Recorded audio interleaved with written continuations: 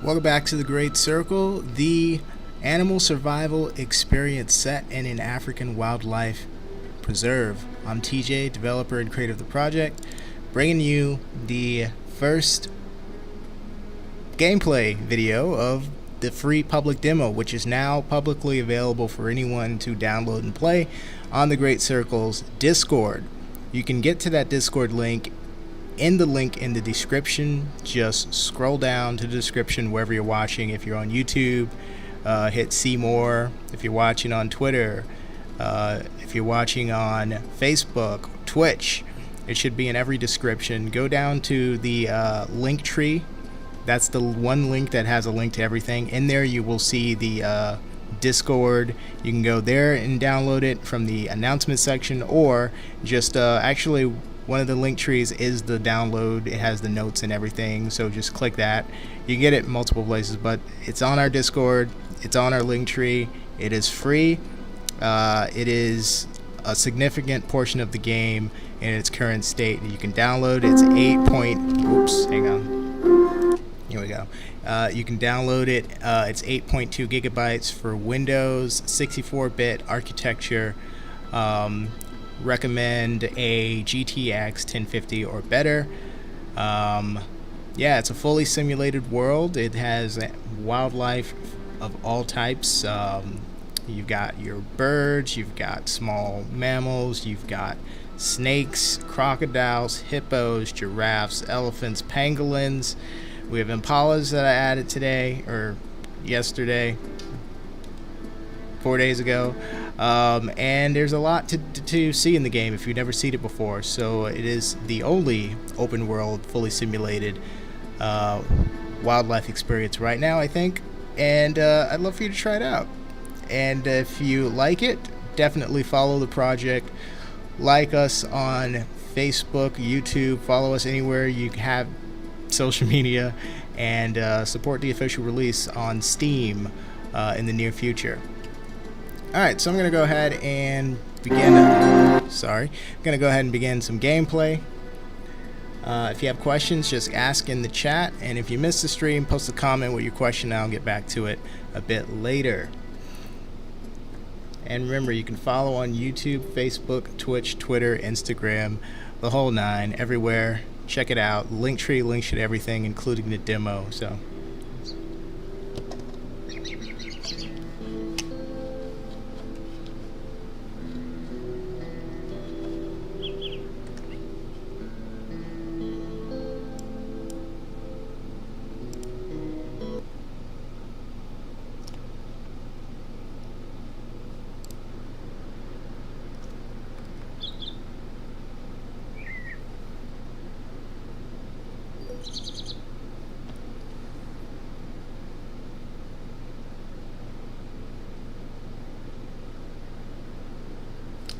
don't forget to like the video.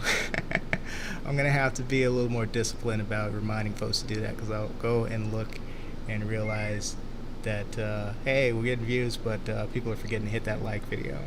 And I know you like what you're seeing because you're watching consistently, so help the channel out, help the game out with a like.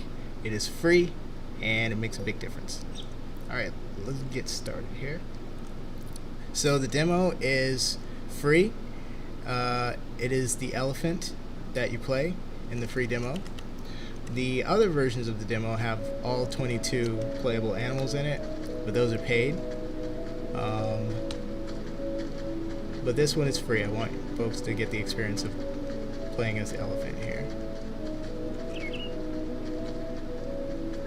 We got a little water here. We have some orbs on the screen that you can see. You got a blue and a red one. The blue one is a water puddle. It's a small source of water. And they appear kind of dynamically throughout the world. Oh, that one is, you have to dig for it. The red one is a dead body, so it's smelling blood somewhere. The big blue icon is a large body of water, so that would be like a lake or river. I'm going to go towards the migration area. That's where I'm going to find other animals and more food. That could be a very long distance, as this is a very big world. Right now, if you look in the HUD, you have the top left of the screen showing the version of the game that you're playing, the time of year, which is summer, the dawn, or time of day, it's showing dawn, 7:48 a.m. You can kind of see the world time, how fast it's passing there. Below that you have the weather, partly cloudy. You also have the world temperature, which is 66 degrees Fahrenheit. You also have the number of days survived, and it's showing day 1. It restarts at the morning, so that's the reason it says 1, even though this should be 0, because I just started the world at, when I spawned in, it turned morning and then it counted a day. But you're going to be able to know your days survived. I want to expand that functionality a lot to kind of to know, like, how many regions did you travel, how many animals did you encounter, that type of stuff. The other side, you have your FPS here. I'm playing on a GTX 1050, so if you have anything better, it's going to be better FPS for you. You have a mini map. You have the version of the map you're on. This is the official version 4.3. You can just consider it the official map. There's only one big map, and it has like 9 regions, and it's going to have more in the coming versions of the game. But like, you won't be loading different maps. Like, you won't load Kenya, you won't load Serengeti, this, that, the other. It's one big map, and you get all the regions combined, and you basically are going from region to region in an open world kind of way. So right now we're in the East Savannah region in the Thelani Forest area. So you do have the region right below the map version, and then the area, if it's a named area, it's going to be right below the region. If you're not in a named area but in your same region, you're only going to see the region. Raptor, what's up? Raptor's 1974 says, if you buy the demo, do you get the actual game free when it comes out? The demo is not for sale. The demo is free. This is a free public demo that is available on the Discord. Now, there is a paid version. It's the Patreon one. That Patreon is like a platform that helps support projects like on a monthly. If you want to like support like a project for $5 a month, you get more in your demo, in the Patreon demo than in the free demo. So if you do get the Patreon, you're going to be able to play the crocodile, the giraffe, the hippo, the black mamba, that's a snake, the puff adder. You can get to play, basically there's about 22 playables that's going to be available for that. That one's getting a new update very shortly as well. So that one's a little bit behind this one, even though it has more animals. It doesn't have all the features of this because I've been spending so much time on this, but that one's coming right after this. So I'm going to be updating the Patreon version for folks, for all the Patreons, and they're going to be able to play, run around as whatever of the 22 animals, or actually it might be 25 by the time I'm done with it, that you want to play around with, and whatever new features I add come with that as well. So you should expect that the free one's a little bit limited, and the one that is paid is way more up to date with the full range of features and animals and world map and everything. By the time we're talking about Steam is, I consider that another version because on Steam, the way it works is you pay for it once, right? I think I've not sold games on Steam before, but my understanding right now is you buy it once, and it would be in early access. So you buy it in early access, and then you own the game. Like when it comes out officially, you still own it. But if you buy it in early access, you're getting to see the game early is why you're paying for it and everything like that. But you own it once it comes out, and you basically get all the updates along with it. So except for content that's like you pay for, like a downloadable contents, DLCs or stuff like that. Which don't ask me what the plans are on that because I don't really have all that fleshed out. But you're getting a lot of game right now, which I'm going to be showing. But yeah, there is going to be a Steam version coming soon. You can wishlist it right now, so there is a Steam page open, and we are streaming to the Steam page right now, which is really cool and interesting. Hang on, let me make sure I'm going still. Yeah, we're still migrating to the area. By the way, I'm using Auto Walk, which if you have the demo, it's Control plus W, which is forward to Auto Walk, or Control plus arrow, and you double, and then you do it again to stop. So you can Control up, start, Control up, stop, and the animal will walk by itself. Now, a later form of this that I'm developing is like a fully kind of simulated auto mode for the animal. So it won't just walk forward. It will walk to like a destination that you set, or if it's hungry, it will walk towards the nearest source of food. If it gets into a fight, it will fight kind of an automatic fight for you. And you can kind of just watch it. So it'll kind of be like a simulated animal that you're raising and watching grow. So I am working on that. I'm not 100% sure that that's going to be a thing. It's something that I'm testing and very interested in. And there's a cool mode with the camera where it's going to be able to orbit around automatically. So you can just kind of watch it if you want to. But yeah, that's coming in the future. That's not in this demo. But you do get the auto walk, which is useful because your fingers may get tired. The world is actually really, really, really huge. So it does take time to travel the map and see all the different regions and stuff. How's it going, Fanny Archaea? Sorry, caps. Nothing wrong with caps. Trump subjected us to it for 4 years. Yeah, welcome to the stream. You can download the public demo if you want to try it. If you have a Windows computer, follow the link tree, and it will be the free public demo in the link tree. Or if you're on the Discord for the Great Circle, it's in the announcements section or the demo. So I put it in 2 sections. You can't miss it. If you're in the Discord, I already put like the @everyone, so everyone got the notification. So, and I'm not going to do that more than once. I only like to do those like every once in a while. But yeah, it's free. Download it, try it. It's not finished, so it's going to get better. You're going to see even more animals. To date, there are 82 animals, individual animal species, active and roaming in the game right now. 22 are technically playable. In this demo, you get the playable elephant. I may update the demo to give you a carnivore, so you get 1 herbivore, 1 carnivore. But that will be in the future. For now, this is the animal. You play around with the elephant. And right now we're walking towards migration area. Let me see here. Oh, let me finish going over the HUD. So right hand side, so once you go down from the map, you see that I left the named area, so it's only showing the region that I'm in, not the specific area of the region. If you go down, it says expose. What that shows us is that the character is affected by weather, and you can take exposure damage from heavy storms and stuff like that. So if I'm out in the open, I'm exposed, but if I walk into this bush, you see it says sheltered. That means that I'm protected if weather becomes harmful. So if the weather gets extreme or starts to damage you, you can walk into any bush, any bush that's bigger than you, and just kind of wait it out. So now it says sheltered. So then I wouldn't be taking I wouldn't be taking exposure or weather damage at that point. Below that, that number is speed. It's a technical speed, so it's not scaled to like miles per hour or kilometers per hour, which is what you would want to see in the future. I'm going to do that later, but for now, for technical reasons, it has to be that weird developer number there. But that is showing your speed. You get 3. Hang on, let me auto walk again. So you get your slow walking speed, or if you hit Z, it goes into the Z walking speed. You hit that, it goes into a trot. Hold shift down, you go into your sprint.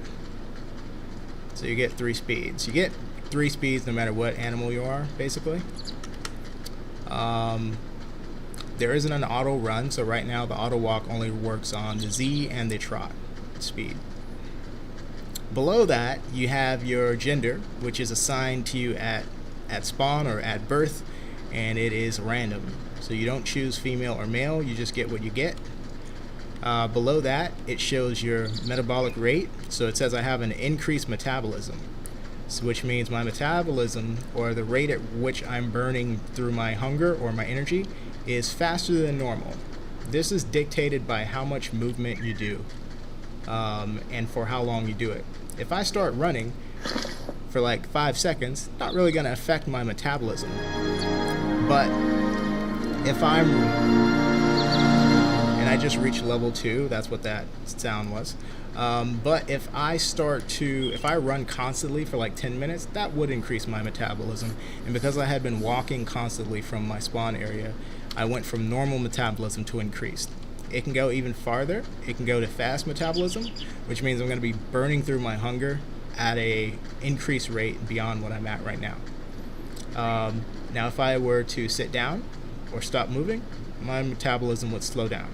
It can get to slow, which would happen if you're basically asleep or comatose.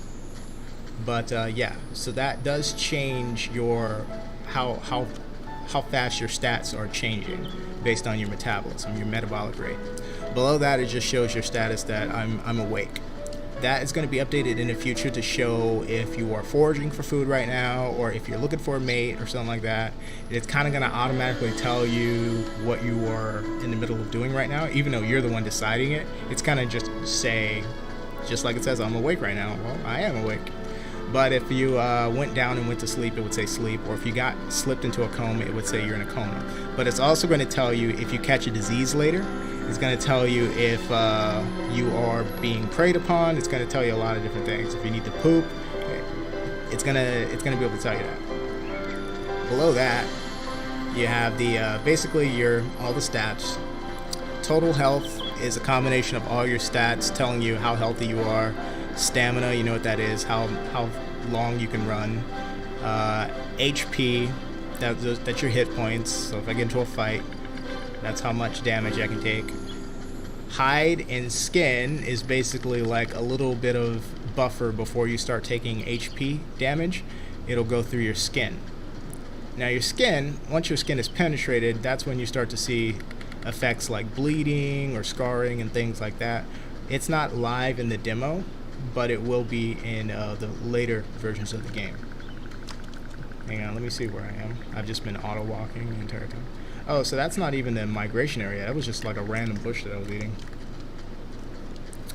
So we're going to continue on. Let me see. What else? So next we got thirst. So how much water I need. You have hunger. Right now I'm doing fine. I'm hungry, but I'm not starving yet. That's what more your hunger is for, to tell you if you're starving or getting ready to take damage. Hang on, what's happening? Okay, I think we got like a herd of elephants or something nearby. Gave me a little bit of lag. Below that is the interesting part. So it says stomach. So this is basically what happens when you eat. It does not refill your hunger. It goes into your stomach. Over time, your stomach digests the food, and then that refills your hunger. If your hunger's full, it then goes to refill your fat reserves. If you were to go down to 0 stomach and then your hunger reached 0, before you take damage, it checks to see if you have fat, and if you do, you burn through your body fat, and then you start to take damage because you were starving. That's kind of how that works. Sleep, by the time that runs out, I'm going to need to lay down and go to sleep to refill my sleep, and that's going to happen automatically. You don't have to press anything. The animal's automatically going to just get tired and lay down and go to sleep, and it will start to refill on its own. Oxygen is there, but it's not live yet. That's if you go underwater and you can't breathe, and then it runs out and you die. The reason it doesn't go down yet is because I haven't added diving for swimming.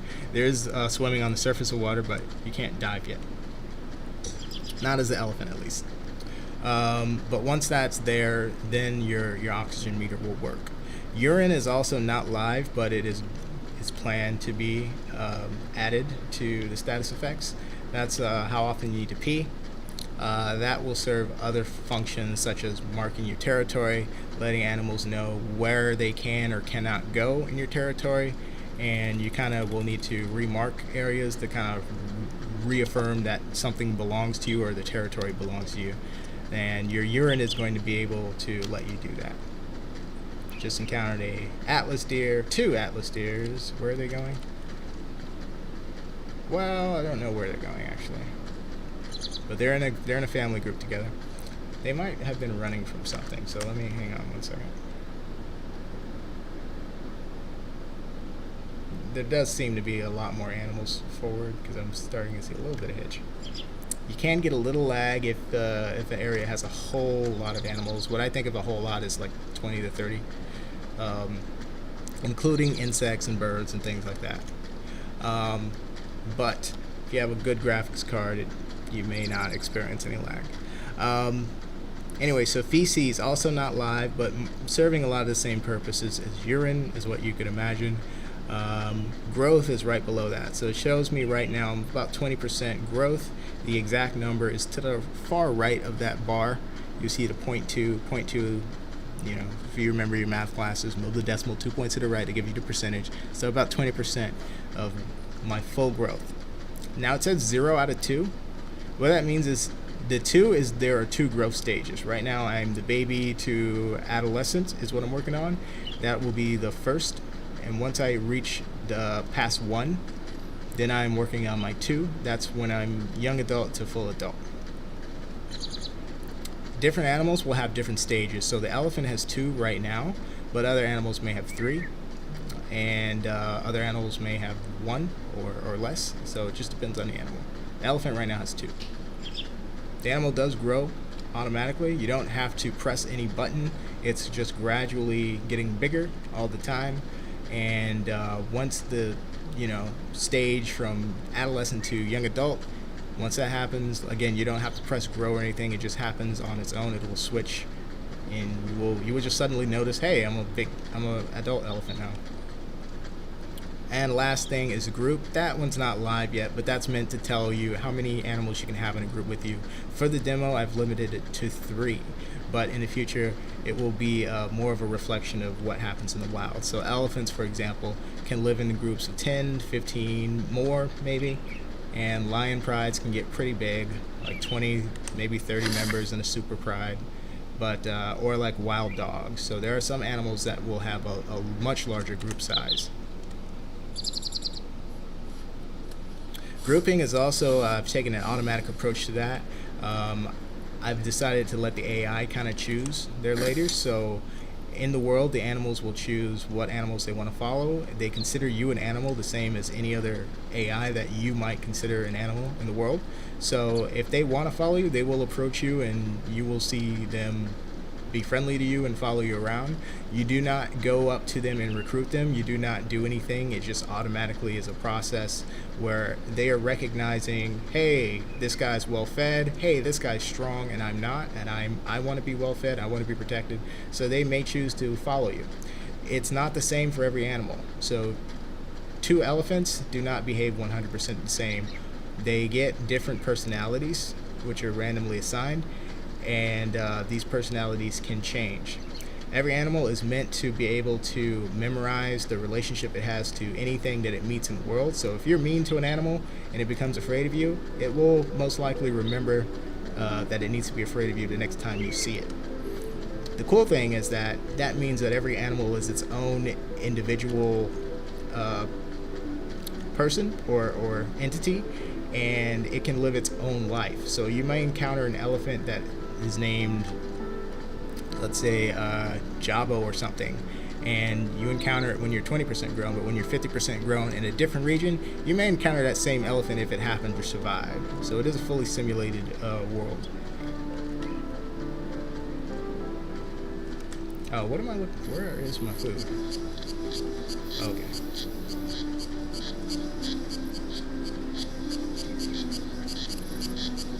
We gotta keep going this way. Alright, I don't see any food right now. This is interesting. Oh, well, what can also happen is all the animals do eat whether you're around or not. So if you get to a migration area and there's no food, it means the animals ate the food, and that might be why the other ones were leaving and going somewhere else. So they may have already cleaned this place out. It's one of the realistic things that happens in the wild, so I wanted that to be something that can happen in the game as well. So you do have competition where you need to, oh, there's a bush right there, where you need to get to food before other animals do, or else they'll eat it first.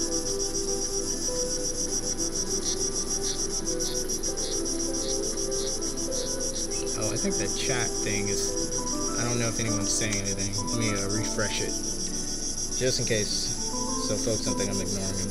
If you're saying anything. If you're not saying anything, that's cool. Let me open my thing. Hang on.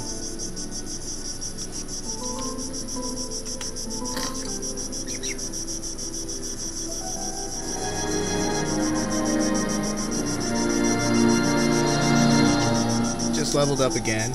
So at the bottom of the screen, the last thing is this is a game that has leveling, so you scale up in experience points. Every level you need more experience.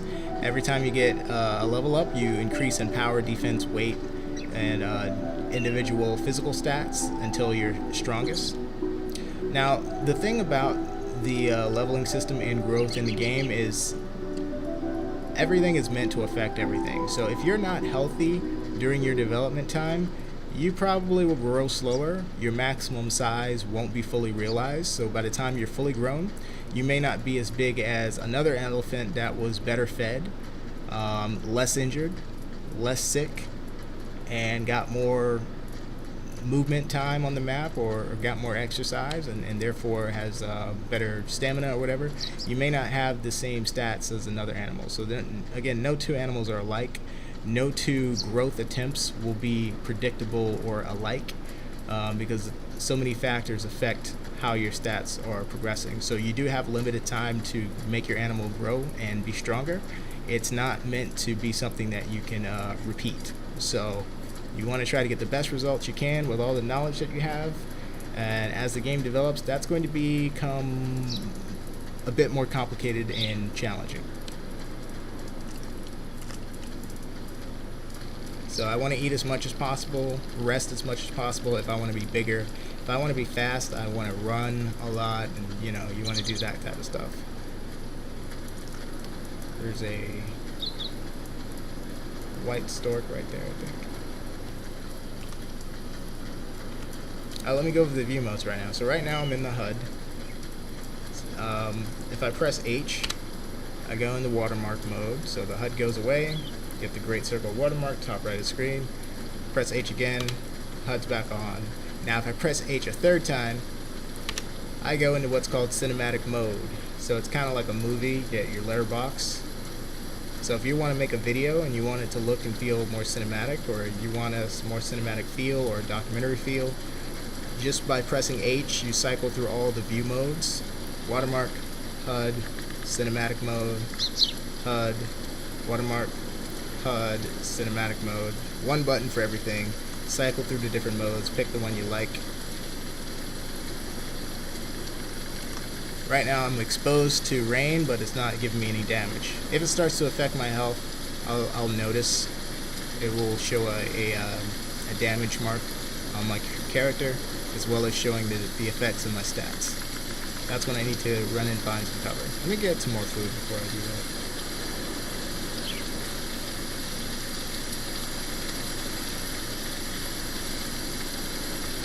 If there are no animals at the migration area, they're most likely on their way. Animals can detect food from long distances away, depending on the animal. So because they are all scattered across the map, so it may take some of them a longer time to get somewhere, because they may have started somewhere else, or they have a lower running speed. What is that? Is that a rock? Okay, it is.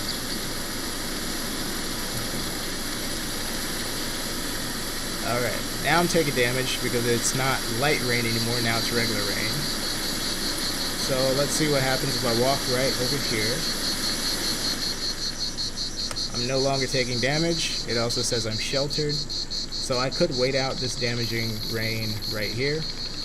Or if I feel like I'm tanky enough, if I have enough health, I can go back out and just tolerate the rain, or I can do a thing where I'm out there for a time until I feel like my health's low enough, and I go back into the bush, and then I go back out, and then I go back into the bush. There's no way to predict how long the rain will last. So you kind of make your own call on whether you want to run out and try to get some food. I'm going to go and get some food. So I'm going to run to this bush.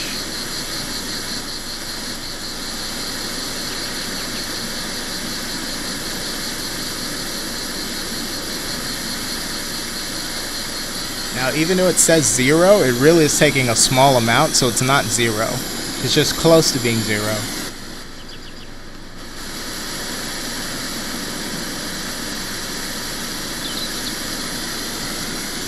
Another choice you have is, if you notice, this food bush, which I can eat, actually can shield me as well. So, you may be in a situation where maybe the only food is also the only source of shelter, and you may want to... Hang on a second. Let me check something out.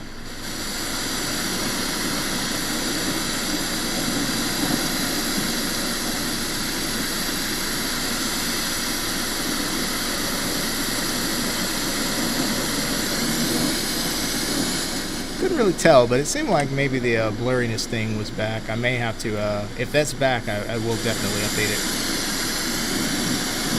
Character shouldn't be blurry up front or up close. Sorry for the rain. The character shouldn't be blurry up close, so it seems like it might be on. So if that is the case, that's a bug. I'm going to fix that, and I'll replace the download link with like one where I've updated it to exclude the blurriness, but it's really hard to tell. It seems like it might be just a weird angle for the camera, because I don't want any blurriness anywhere. Actually, it seems like it might be. I'll take care of it. But yeah, that way if you guys want to take pictures or thumbnails or whatever, it won't be like blurry if you want close-ups or whatever.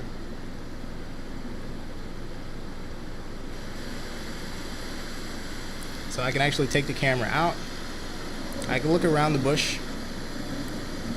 Here's a mode that you can do also. You can press B, and if you're in very thick bush, it will become transparent. The bush is still there, it's just for you can kind of see through it. For another animal or player, they only see the bush. So this is only a mode meant to help you if you're in really thick environments or bushes. Let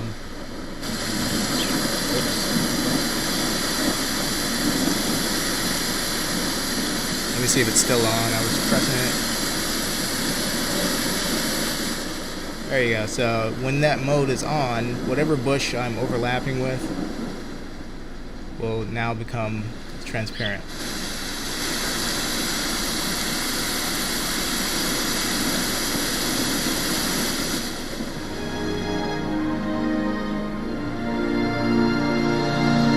We've now reached level 4. My attack power is 40, defense 40, weight 40. Multiples of 10 for the elephant at least. But yeah, so you can turn that mode on and off with B.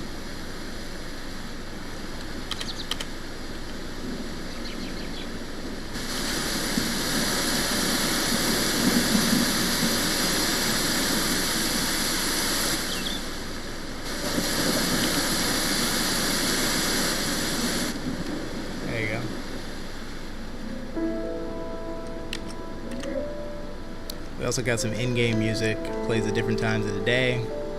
not 100% predictable. So sometimes you get afternoon music, sometimes you don't.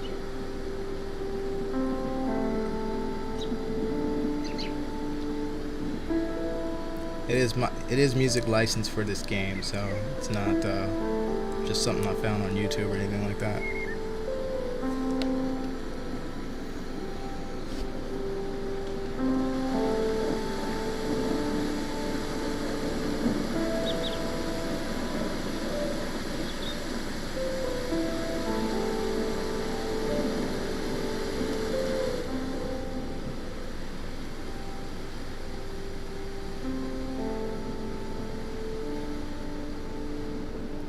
Gonna wait for the rain to get lighter.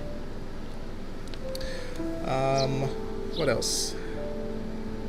Oh yeah, so the I key is an info graphic I put together. It will tell you a little bit more about the world. It's very basic, kind of thrown together. I'll develop this more, but this was going to be like your help menu or your info key, and it'll just give you some basic info. Attack with this button, targeting, right mouse button, strafe, right mouse button, auto walk, control plus W.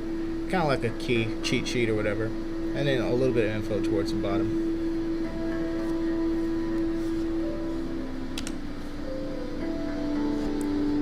Escape, that's your menu.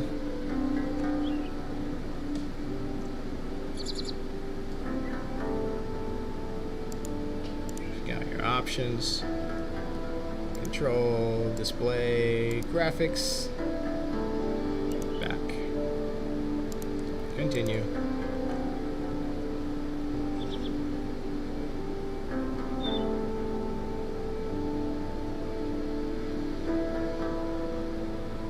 I'm starting to feel like the blurry thing is it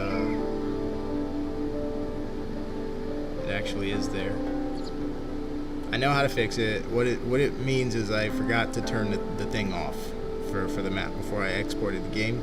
So I can easily fix that tonight and replace the download link.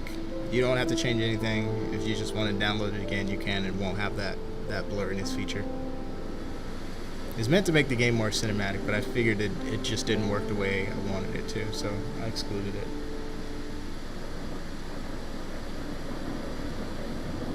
The time of day is in military time, so it's like 1500 hours right now, which means it is 12, 13, 14, 15. It's 5 o'clock. 5 p.m.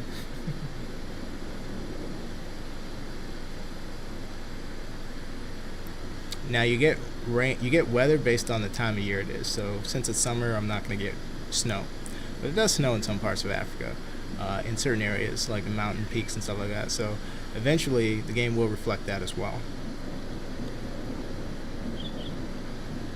Raptor 90. Well, I'm sorry if I missed this chat for a long time, but Raptor 1974 says it's downloading right now, and I'm really hoping my PC can handle it. Yeah, some folks may be surprised. It may play better than you expect on like if you don't have the best graphics card in the world. I've been testing on that, so I've at a minimum it should play fairly decently, and if you have a good graphics card, it's gonna look better, much better than what you're seeing on my screen right now. My computer struggles to do this and stream at the same time, so if you're not streaming and you have a better graphics card, you're gonna get a better experience.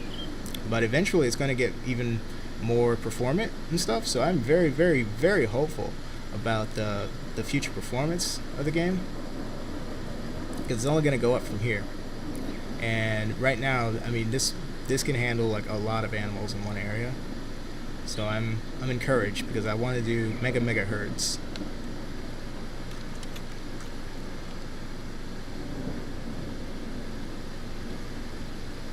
Something dead over there.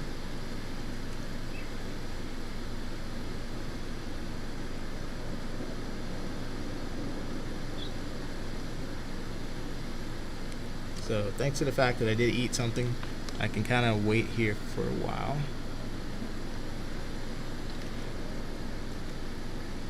For the rain to let up.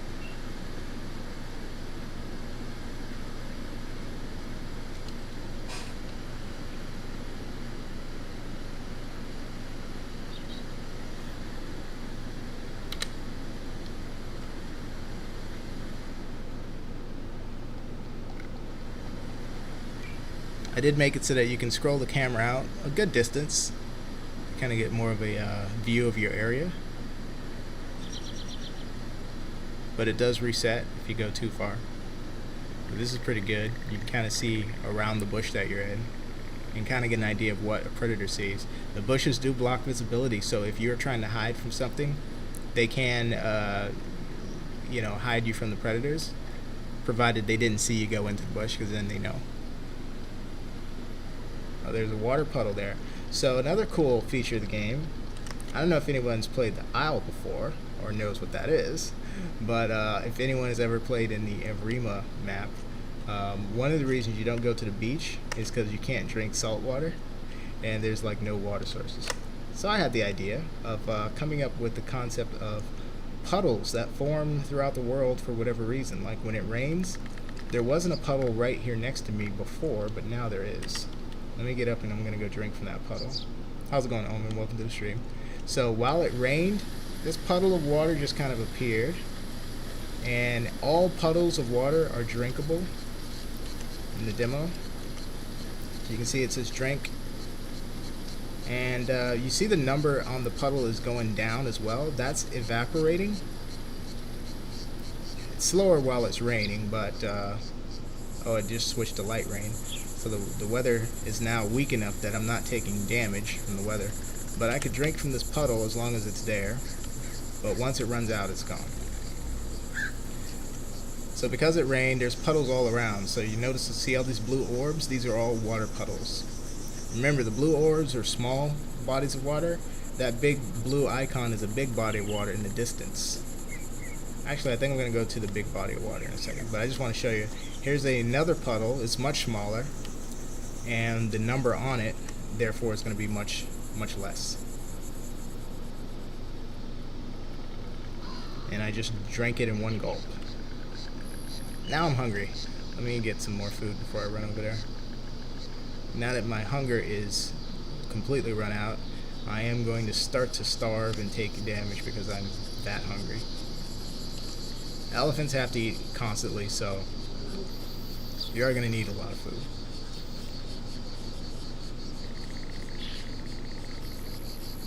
Oh, there's some food over there. I think I hear something eating. Now, there are no generated sounds in this game. What that means is everything that you hear right now, you hear the clicking, that's a white stork making that sound, an actual animal making the sound. So I don't generate sounds as ambience. What I do instead is I have animals in the environment that make the sounds themselves. So you get a natural ambience from the actual animals that are in your immediate area. If you don't hear many sounds, it means there are no animals, or very few animals to make any sound. So whatever you hear, whether it be a cicada, a cricket, a grasshopper, or a little Tweety bird, that's an actual animal that you can just follow the sound and you will eventually run into the animal making that sound. And it is surround sound, so you'll be able to tell which direction it's coming from. What's that?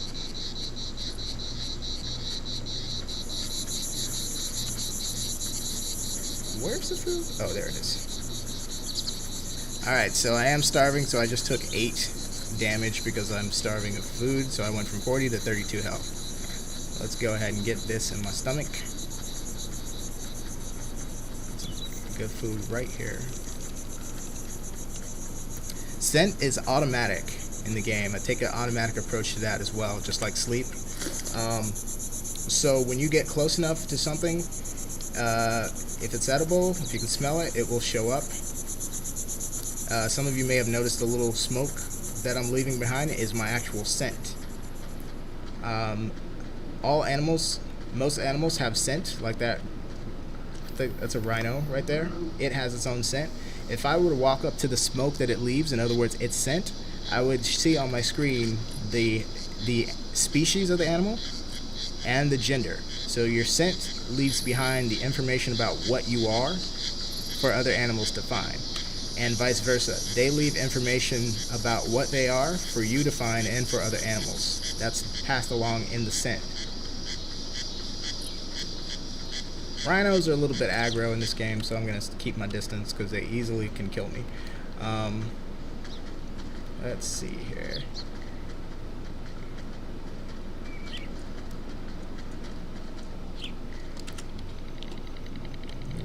Eat this food right here real quick. It's getting dark. I'm going to switch to night vision soon.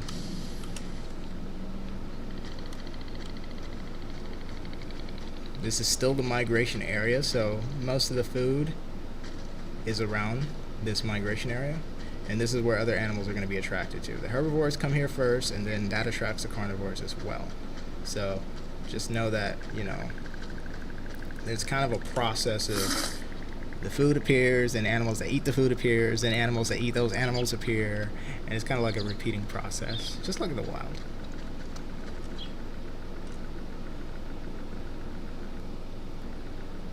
Oh, hang on, I gotta pause this real quick.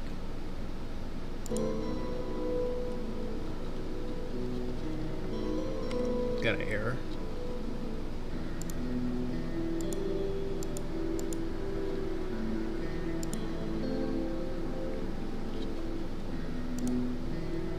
My computer's struggling to do this and stream, so I'm going to have to close that for a second because my VRAM is filling up.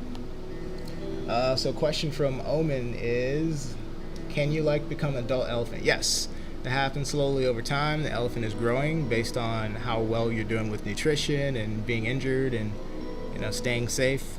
That will affect how fast you grow. Is there eldering? No, there's no such mode in this game. There is the beginning of dying from old age for the AI. But it is not live in the free demo right now. But I am developing the death by old age for AI right now. I'll let you know how that develops. I don't plan to have elder modes. If you're familiar with Path or the Isle has elder. What else has elder? I'm not sure, but it's like a mode where you live long enough and you get special ability. I'm not going to do that because that doesn't make any sense for what I'm doing. I'm trying to be a little bit more realistic for the wildlife that I'm doing. So in the wild, you don't gain abilities as you get older. You kind of lose them. So I'm more interested in looking at that direction, but I haven't really decided to kill the player via old age yet.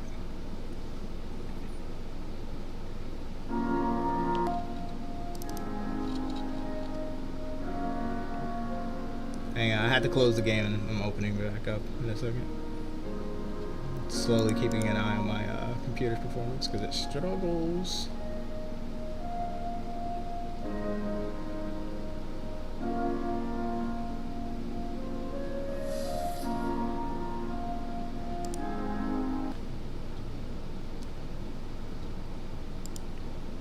Alright, here we go. Alright, we're going to do it again. Alright, so let me go over the main menu real quick. So story mode, you'll notice, is the first mode of the game here, which you cannot play in the demo because it's not developed yet. But story mode is going to be a very, very, very big and important part of this game, almost centric. That's more of a structured gameplay where you're doing specific things to build a narrative. It will feature, most notably in the beginning, human story mode, so you get to play as a human. And also, some animals will have story mode. I have a lot of animals. There are 82 in the game right now, so I can't do right now story mode for each and every one. But I have been working on, I have 3 chapters of the elephant done right now, and I want to try and get those into an updated demo or like get it into the Steam version of the game, hopefully like by the end of the year, if not New Year's or something like that. But I'm working on it. Survival is what I was playing. That's more of your open world, freestyle, free roaming gameplay where you're just surviving. You're fully simulating your world with other animals. They live their own lives, you live yours. That's what this mode is. But story mode is more of a structured experience. Documentary mode is for those of you who like to make documentaries out of the video games that you play. I've seen a lot of documentaries based on The Isle and Wild Savannah or Path of Titans, stuff like that. you'll be able to go into this view mode, and you'll basically have a camera that you can fly around and watch the animals just kind of be in the wild and live. And it will take off the HUD and all that stuff, so it'll make it easy to record. You'll either be able to use the in-game recorder or your own recording software, so you can kind of remove the HUD elements and just watch if you want to. So it'll just be you watching the AI. For now, I'll be developing that more in the future. Lore is like information that you collect about the story in the world, whether it's in story mode or in survival, because you can go into story zone areas while you're in survival, even though they're not active. The scripted events won't be firing off while you're in survival. You can go there and you can actually get info, and what will happen is it will be stored here, so you're building up information about your world slowly over time, and it will be stored here. You're kind of like collecting trophies or pieces of a puzzle, because it does have a lot to say about the background in the world and stuff. Options, you know what that is. And then about is that links back to everything involving the Great Circle. So this will open a link tree which shows, actually let me click it.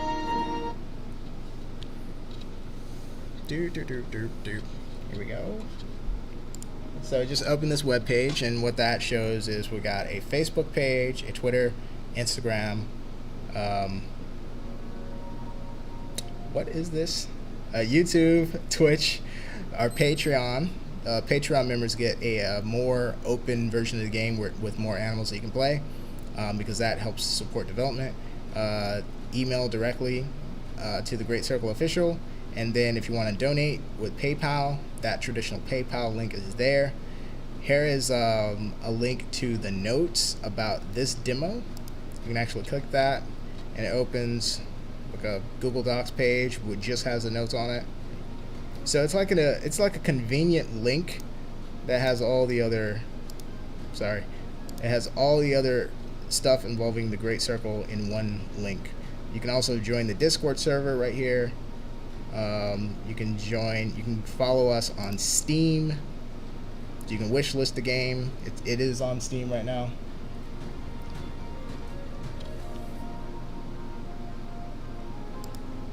And our official website. It's hard for me. I'm the only developer for this game, so it's hard for me to keep up with keeping everything up to date. So if some stuff looks out of date, just give it time, and I'll eventually update it. Let me see what this is. I forgot what this is. Oh, we got a TikTok. I forgot about that. Yeah, so there's a TikTok too. It's not going well. The Instagram is going really well. But the TikTok thing, I'm trying to learn it and get into it. But like Instagram, we got a bunch of followers here. So we've been doing pretty good with Instagram. So follow us everywhere. If you like what you see on the video, definitely help out the game by just hitting that like button. It is completely free. It helps me and the game out a lot. Helps us get discovered by other people, and that's kind of important because it costs a lot of time, energy, and money to make this game. So yeah. All right, let's get back to this. So once you have the more open version, like the Patreon version or the Steam, see all these animals? These are the playables. They're here because they work. So you can do secretary bird, tawny owl, meerkat, lion, puff adder, mangrove snake, green mamba, black mamba, African hare. There are only like a couple that are like they're shown on the list, but it's not ready yet. Like the African rock python is not ready, the zebra is not ready, so you can't play as those or the Nile crocodile. But you can play as the West African crocodile, the golden eagle. The serval's not ready yet. African wildcat is ready. African elephant, hippopotamus, white rhino, giraffe, blue wildebeest, wild boar, leopard, red fox, fennec fox, African hare, and I mentioned those other ones before. So you can see there's a bunch of animals. These are just the playables. Again, there's 82 animals in the game. These are 22 something that are playable. The goal of the game is to have hundreds of animals, and for eventually for most, if not all of them, to be playable. So it is going to be a long-term endeavor. I have been working on it long term since May 2020, so that's definitely over a year and a half. So it's been in development for a long time. You can also see the human gameplay, the human characters over here. We have a park ranger who kind of protects the animals, prevents illegal activities in the game reserve, that kind of style of gameplay. But I have a lot of gameplay for humans planned, such as being a wildlife photographer, where you go around and you take pictures and you earn money by taking pictures of certain animals and getting hard to reach shots and things like that. You can be a tour guide where you lead tourists safely through safaris and things like that. You can be a scientist going on scientific missions trying to get wildlife DNA samples or investigate strange behavior from animals to see if things are legit or not, or if there's a new species. There's a lot that I'm doing with humans that is going to spill over from the story mode, but you're going to be able to do a lot of the gameplay in the freestyle survival open world area of the game as well. There's going to only really be one map, and that's the official map. There only needs to be one because I'm able to actually put all my maps into one big map and make it a huge area that you can go open world from one region to the next, through secret locations, through locations that are hard to reach, locations that are you can only reach certain times a year. I'm able to do that in one map. So the fact that there's this other one here, Mount Mukangale, is actually inside official now. It used to be separate, but now the map is so big that I just put it inside, and so eventually this is going to be gone. Actually, I forgot to just remove this, so really you only need official. But yeah, that's that. Let's click official and it will launch in a second. Let me go to questions. Dang, I missed a bunch of this chat, sorry. Let's see here. So Gecko Block says, sadly I can't run this. Oh, I'm so sorry to hear that, man. I'm working really hard on making the game as efficient as possible so that you should be able to run it on lower spec computers. I'm hopefully going to be able to make it run on like a 980 GTX 980. Right now I would recommend at least a GTX 1050 Ti as like the minimum GPU, and that's like the main thing at play here is how good your GPU is. It is 8.2 gigabytes size on your hard drive, so you do need space, but the main thing is how good your GPU is. I know how hard it is to get GPUs right now, so I am working hard to make it more efficient, and it actually is going to be much more efficient in the very near future.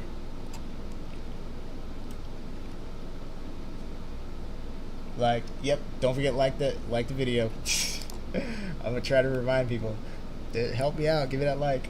I think personally, I'm gonna like to play foxes the most. Foxes are fun. I have two right now, red fox and fennec fox, and there's gonna be more like bad-eared fox and other African species as well.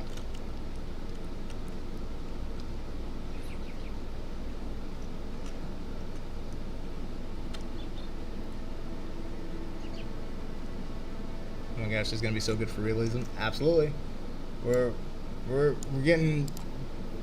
I'm pushing for like as realistic as an experience as I can manage. There's a ranger tower right there. That's gonna be where like rangers can go up and kind of see if there are any poachers out here poaching animals, and you try to stop the poachers from poaching animals. Or if you're playing the animal, you try to escape poachers, their traps.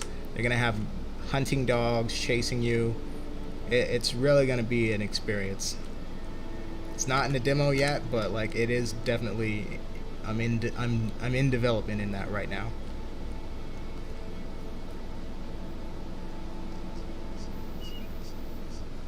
Fanny Archia Basu says, "Are they currently placeholders?"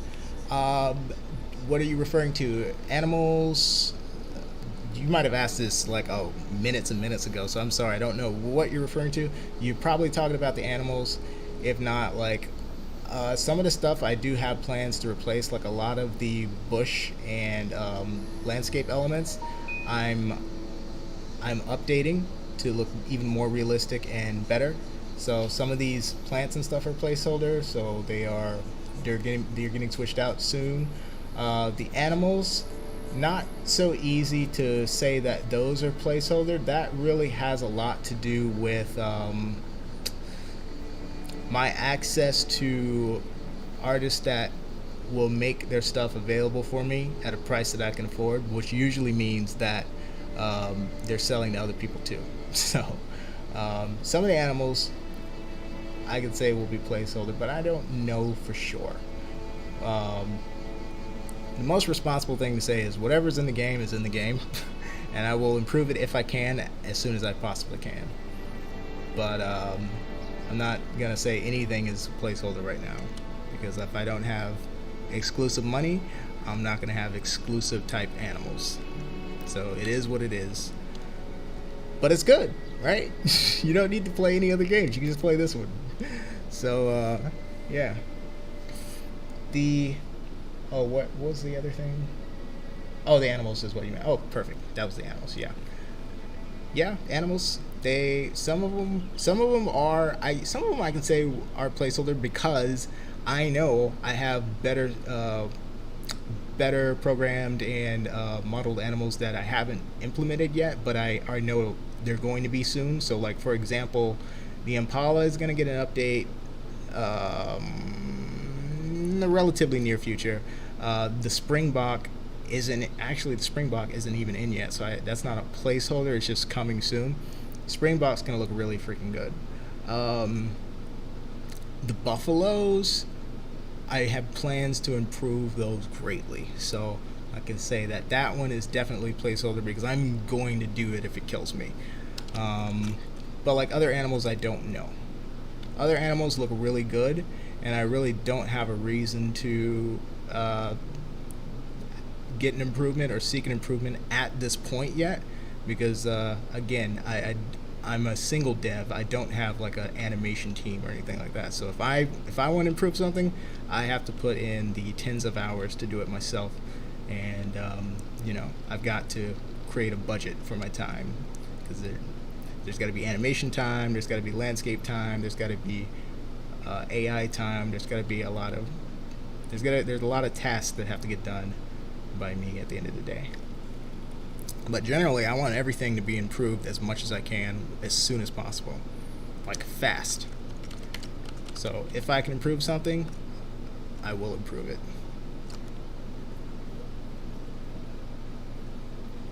Okay, imagine this in a few years. In a few years, we don't know what will happen in a few years, but yeah, in a few years, I see this game being unrecognizable. When I started in May 2020, if you go on the Facebook, you will see the first stream that I ever did was like May something last year. You can literally see the game. The map was like a little blob of green.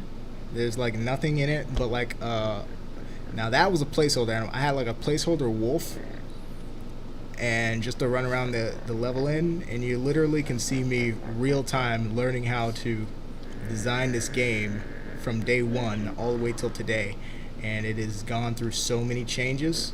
I put so many hours in it. Oh Jesus. Let me get it from over here. Hippos are on some different stuff right now. And there's a croc too. They're killing the croc. He's fighting back. Something's dead. He got one of them. They killed the croc, but he got one of them.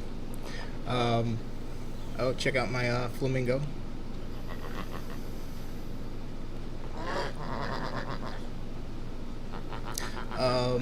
Oh yeah, where is the...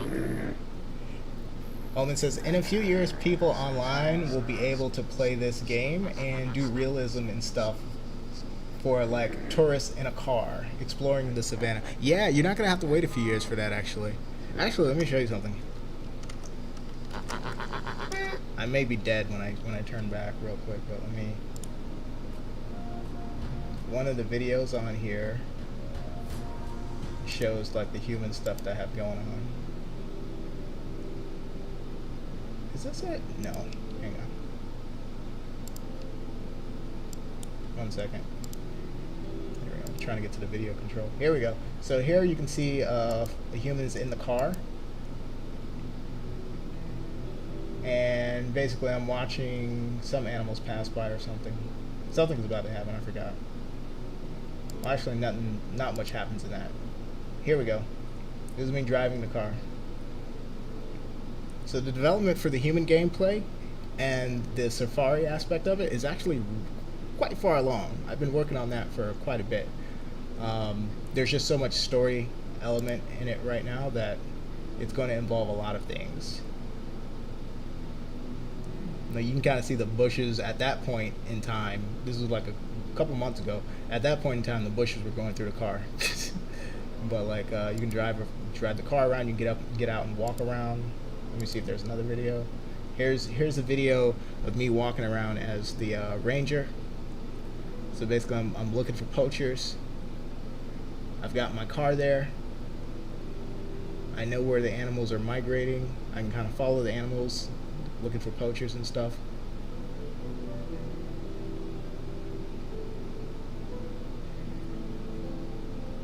Oh, I think I just died in the game. Crocodile just killed me. Oh well. But like, yeah. This isn't gonna take a few years. This is actually gonna be a few months away. Actually, I might have some form of humans in the game. Like what'll probably happen first is I'll have the poachers in the game by like the end of the year, by like end of this month actually. And there'll be like an extra enemy that you have to avoid, but I may actually have a story mode element for that done too. Alright, let's get back to this.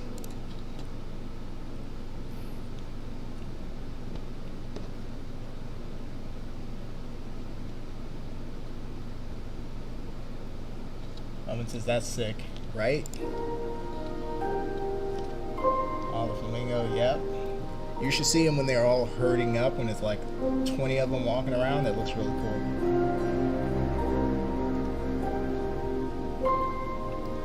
Lovely Kale says, when will it release? Well, the free demo is released today. You can get it from the Discord right now. And the next release is I'm updating the Patreon version, which has more than one playable animal. So the Patreons are going to have all these: the meerkat, the tawny owl, secretary bird, green mamba, black mamba, those are snakes, puff adder, the mangrove snake, leopard, wild boar, blue wildebeest, giraffe, white rhino, hippo, elephant, African wildcat, serval's not done yet but it's coming, zebra's coming, Nile crocodile not done yet but it's coming, West African crocodile is done and that will be playable, golden eagle. You can even do monarch butterfly if you want to fly around as like a little insect and just spy on stuff. Just kind of watch. And this is a very specific style of gameplay, but the alligator snapping turtle and the sulcata tortoise will be animals that you can play too.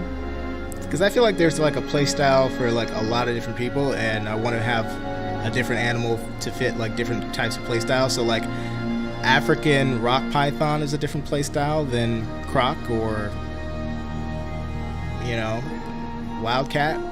But like if you like just looking at landscape, maybe the just kind of slowly just leading a peaceful life, maybe the tortoise life is for you. Or if you want to travel great distances and stuff, maybe you want to be wildebeest or the zebra or something. Or if you want to fly around, be the secretary bird or the tawny owl or the golden eagle. But yeah. Oops, sorry, I got to trying to keep up this chat.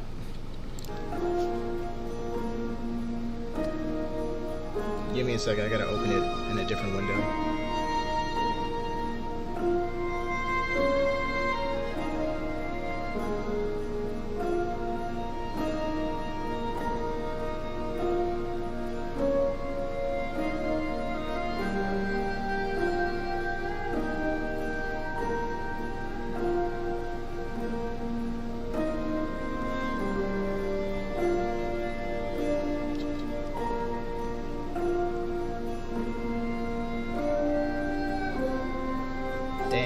I gotta go way back.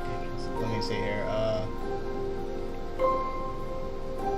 Vector Gaming and Design says, I'm so excited about this game. Can't wait until it's released so I can make some videos. I think animals I would love to play will be impalas. Just added those, actually. They're AI, you can't play them yet. But Springbok, that's coming soon. Zebras, those are coming. And Ostrich. Good choice at the last part. Ostrich is very interesting.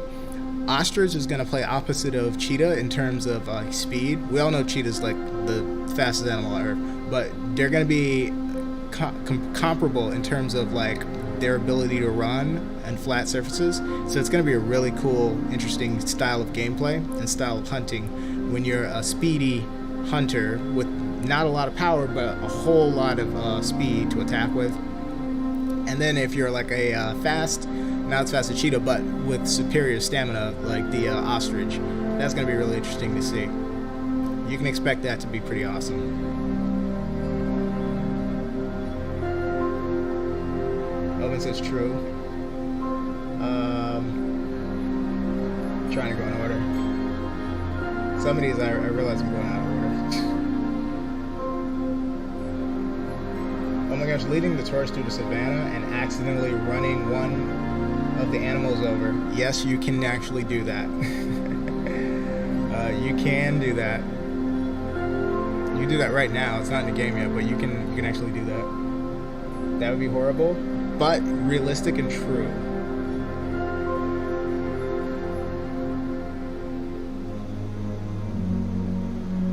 Let me see here. Oh, here's a question from Lovely Kales. What do baby zebras look like? Smaller versions of big zebras. No, that's actually one of the reasons that the zebra is not playable yet, is I have to finish working on like a baby model. It really, I've just been busy with the other systems in the game that the specifics of animals like that, I haven't come back around to working on the zebra. As soon as I get back over to the zebra, I will get that done, and that will be playable. Now the AI have both adult and babies, but I gotta make it for the player. Right now the player only has the adult, and because this is like growing from a baby to an adult, is like that's the gameplay loop right now. I can't have it in the game if there's nothing to do other than walk and look for food. Now don't get me wrong, I'm not aspiring to make the gameplay loop only walk, look for food, look for water, and stuff like that. There's going to be a whole lot more to do with this game. It's much bigger than it appears to be right now. Let me see here. OMG, that's astonishing. I can't wait. Thank you. Yes, I would love to fly as a bird. What birds are there? Good question. So birds are currently, this is from Victor, so I have more species of bird in the game than any other species. And actually, any other game in this category, there are more species of bird than there are species of any kind in the other games. There's like 31 bird species right now. So, on the playable side, the secretary bird, golden eagle, tawny owl, and the white stork. It's not on the list here, I don't think, but you will be able to play it. It was one of the ones that I tested with early. Those are some of the playables like in the current time, but again, in the future, basically anything that you see as AI you will eventually should be able to play as well. So just what you will encounter in the world, you'll see secretary birds, golden eagles, you'll see just pigeons, doves, you'll see white storks, you'll see shoebill storks, flamingos, sparrows, robins, tawny owls. I don't have the oxpeckers yet, but a lot of the stuff that some of the little ones are doing, I'm basically all I need is the oxpecker for that to work. But you will eventually get the oxpecker. You have griffin vultures in game right now. You're also going to get lapid face vultures relatively soon. I'm doing work on a fish eagle, and hopefully I can get a martial eagle as well. The birds are very important for the game because they are responsible for a lot of the iconic ambient sounds that you see in like wildlife documentaries and African videos and stuff you may have seen online. Like they just make up a part of the atmosphere with their sounds, their calls that travel over great distances. So I do spend a lot of time adding birds because I want the world to feel as real as possible and immersive as possible. And part of that is I gotta have those birds, and I damn sure gotta have those primates because we want to hear the colobus monkeys, we want to hear the baboons, we want to hear all that stuff. Because I don't generate sounds, I have them come from the AI there in the world. That's what makes up the ambiance. So lots of birds. We have more birds than anything. Let me see here.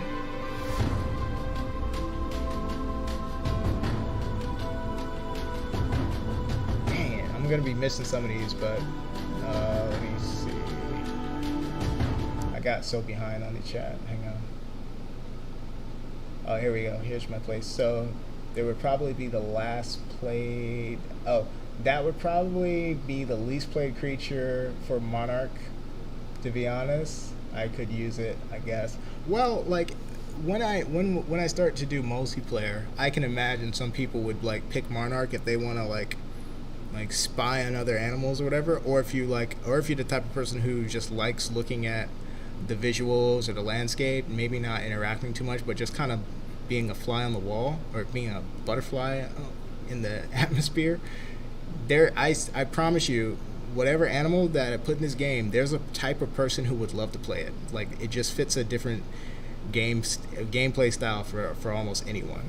Like the kind of people who play tortoises, you're gonna see them herding up together and being tortoises. I'm telling you, it's gonna be a really interesting social experiment that is gonna happen in the game.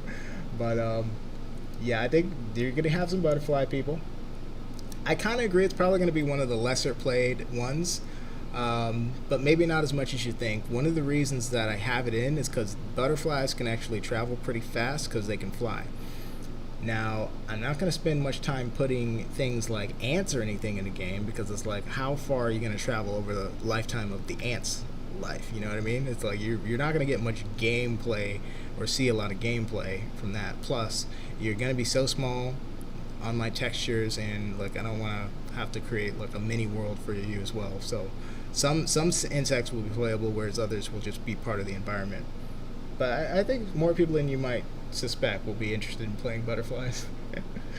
But I don't spend a lot of time on insects. Like I have grubs.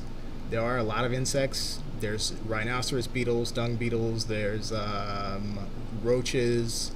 There's stuff in the game right now that you will find at carcasses and stuff like that. But I don't plan to make a lot of that stuff playable. In a big Savannah world. That's one of the reasons. Turtle, yep. We got sulcata tortoises, we got snapping turtles, we got a box turtle. Oh, question for Victor. Oh, I lost it.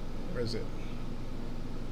Oh, can the Mambas climb trees? Yes.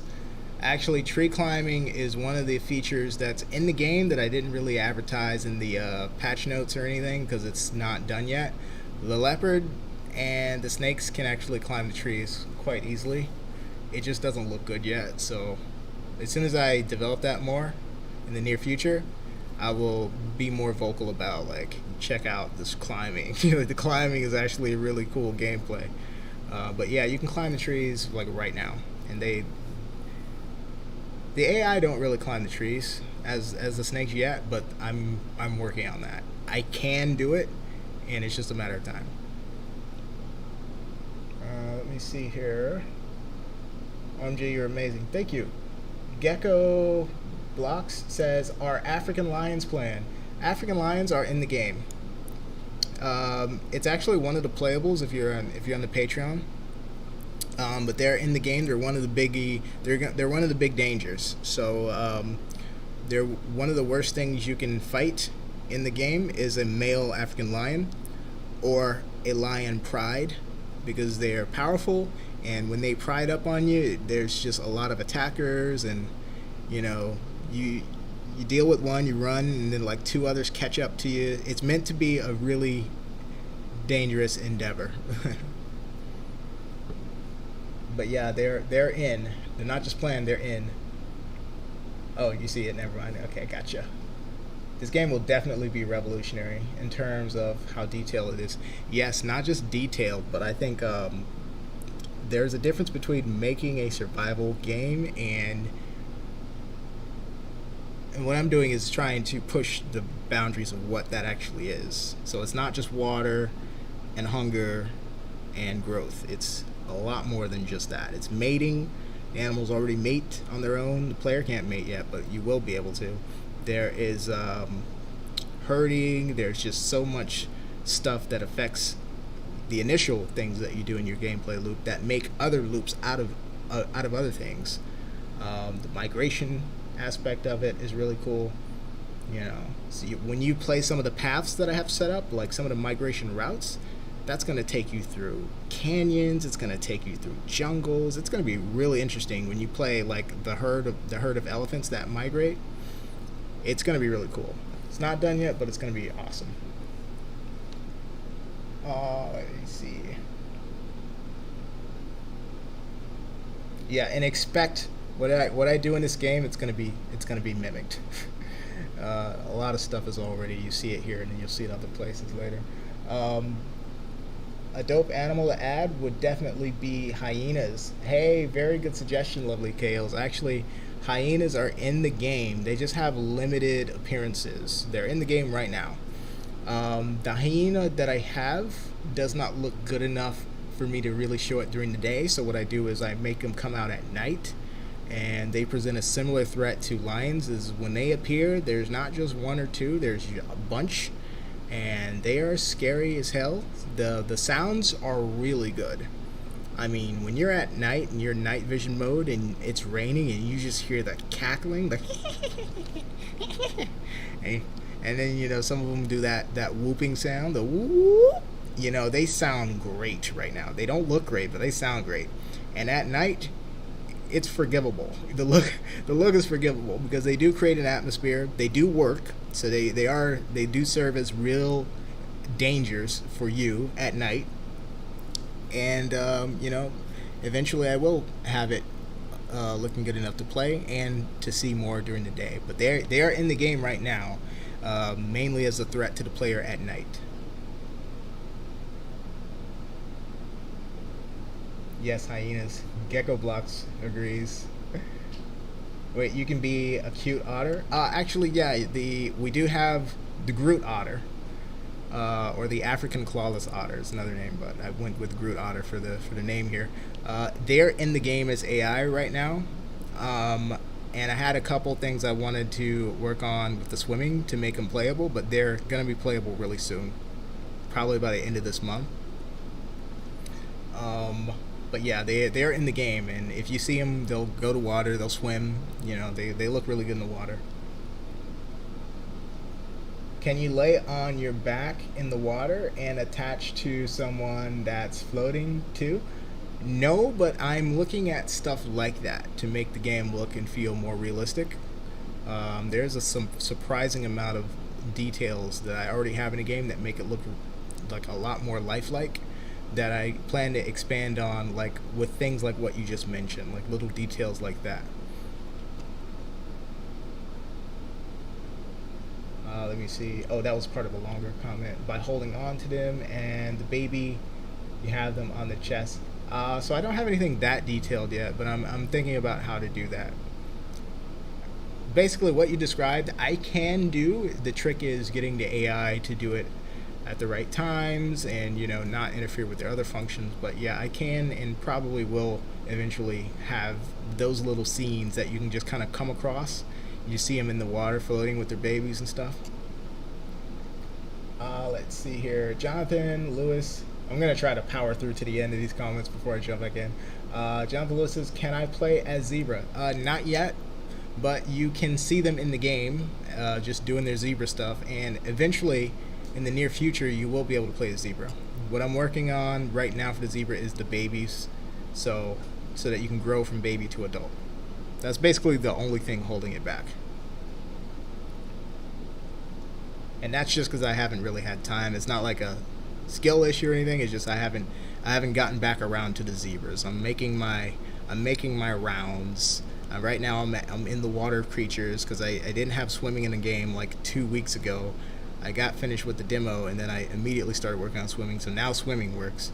So now I'm getting back towards the zebra, and once I'm on the zebra, it will be playable in short order. Lovely Kale says, it's okay. Also, I know this might not come soon, but color variations. Also, albinism. Alright, interesting subject there. So, color variations probably won't exist in the game for the player to choose at will. What exists right now is a percentage of chances. For example, if you're playing the leopard, to end up as a black leopard. That's currently in the game. It's a rare mutation, but it's a realistic thing. So I wanted it to be in the game. So definitely you can get the I guess what's the term, melanism or something, where you end up black, or albinism, where you lose the pigmentation and the animal looks white. Both of those are either in the game right now in some form or planned for more development. But what I'm not planning to do at this point in time is make that choice going in, because it moves away from the realism aspect of, you don't choose a lot of the stuff that animals don't choose a lot of their starting points. So I also want the player to feel like, okay, just get what you get in life and you do the best you can. So I mean, you will notice eventually, like, hey, this is like my third playthrough of Lion, but my Lion is really fast, and he's slimmer than the other time I played Lion, and it's like I'm in the first 5 minutes, so it's like this is like a starting point that's different. True, yes, it's meant to be that much more complicated. The Lions are not meant to all end up the same or start the same, so all the animals will have different starter stats, so you may have a little boost in certain areas, and it's meant to be that way on purpose. I don't want you to be able to choose that.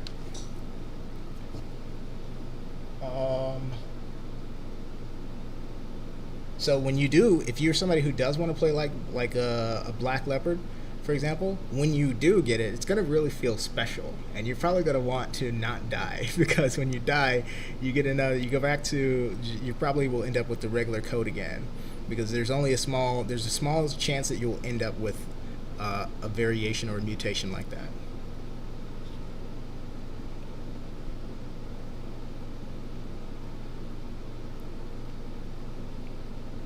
Dang it, I need to open the other thing so I can let me see if it caught up to the.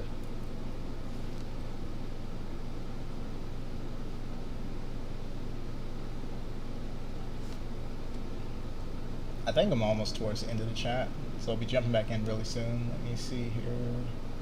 As a butterfly, it'd be funny to just troll people. Yes, it will be. What's going to be funny is it's going to take people a while to realize some of the animals are AI. Like there's butterfly that are AI, but it's like when you notice, like, why is this one like flying around my head so much? You're like, oh, that's a player. Yeah, when the mobile expansion comes out. Right now, this is a single player experience, but when the mobile expansion comes out, and you just encounter a butterfly that's just behaving weirdly, it may take you a little time to realize that that's a player. So that will be fun and interesting. Gecko Block says, could we see the model of the lion? Yes, actually. In a second, when I jump in, I will go to where I think I will find some lions. Lovely Kale says, also, for the aging, what age do you die of natural causes? Good question. So because that's in development for AI first, there's no set time yet.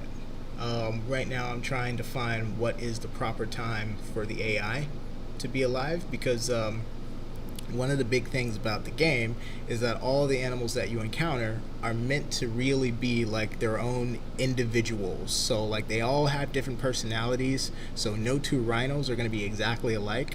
One may be a little more aggressive, one may be a little more bigger at their full size versus another, and then the other thing is one may live longer.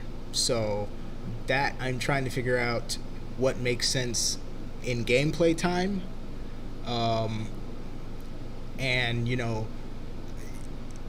it it affects something that I'm doing with naming, because all the animals eventually, once I'm finished with my naming system, every animal will have a name. All the animals, not the playable animals. I'm talking about all the AI. So you're gonna have an AI, for example, in the world, like an elephant named uh, uh, Romo the elephant, right? Romo the elephant you encountered when you were 5% grown, and then you saw him in a different region, like when you got to 60% or something like that. The actual individuals are meant to simulate full lives, is what I plan to do. And the length of time that I have them die, I don't want that to take away from the fact that, hey, I met this specific elephant like this early in my gameplay, and I saw them later. I want that experience to kind of persist, and so I'm trying to figure out what makes sense for the aging process to not interfere with that part of the experience that I want to do, but give the effect of actual. Well, nothing in this world is guaranteed. Every animal is precious, because Roku the elephant might not make it to old age because he might die in a fight with lions, whatever. Or you may never just see that same elephant again, and you may wonder, well, I wonder what happened. Like, is that elephant alive or is it still dead? I don't know. You will know that you encountered the elephant because it's going to be in your journal. You're going to have with the name, so you will know if you met an elephant before. Hopefully I will have it to show like exactly where you met them and what your relationship with that elephant is, because you're meant to have a relationship with almost anything that you meet. So like if you're mean to an elephant early on and then they see you again, they should remember it and be afraid of you or be wanting to fight you. Let me see here. Oh, I really want to see how the hyenas look at night. Well, I mean, even at night, they don't look great. The thing is, they just create a presence of danger in the atmosphere that makes the game feel completely different at night. And it's mostly because of sound and just the nature of hyenas, how they are. I think they're just scary creatures IRL, just in real life. The way they sound, and when they actually go for an animal and are hunting instead of like being scavengers, they're pretty scary. And in this game, they create that same effect. They don't look great at day, so I don't show them during the day. But I make them come out at night. And I make them be a real threat because they have an intense bite force, and I usually make sure there's a bunch of them. But yeah, you might get to see them actually in my gameplay. But I want to make them look better. The good thing is that the AI for them is ready. So as soon as I have the better looking hyenas, I can just kind of slip the old ones out, replace the new ones, and keep the AI brain that the ones that I'm developing now have.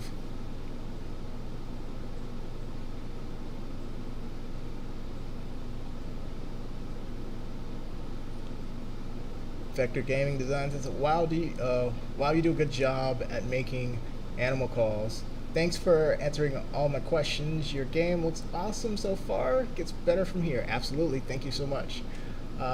Will some animals die faster than others? Absolutely. Yep. And sometimes for completely random or unpredictable reasons. The game is meant to mimic lifelike conditions, so sometimes an animal may die and it appears like, well, they just dropped dead, but when actually they were sick. And you got to notice signs like they're pooping more than normal, or their poop is different, or like there's gonna be a reason for every single thing that happens. So animal can die from sickness, animal can die from too many injuries, animal can die from lack of nourishment, animal can die for lots of reasons, including it just may have a shorter lifespan than another animal of the exact same species. It just ended up getting a short end of the straw. Just luck of the draw.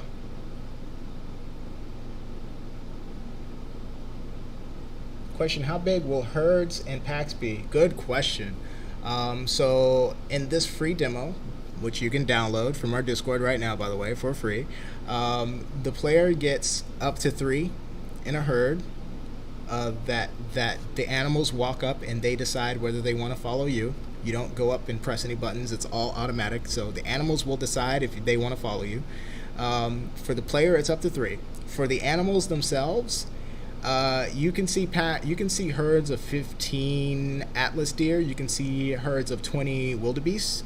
There's a possibility, and this is just for the demo. Like, I'm not saying this will be like the max. But you can see 20 wildebeest in a herd. You can see 20 zebras in a herd. You can see about up to 10 elephants. So you can see a bunch of different animals. Rabbits have different numbers. I won't be revealing really what the max numbers are until I concretely am basing that in the science that I'm basing this on. So, like, how big do lion prides actually get in the wild? What's the science on, like, how big do hippo harems get?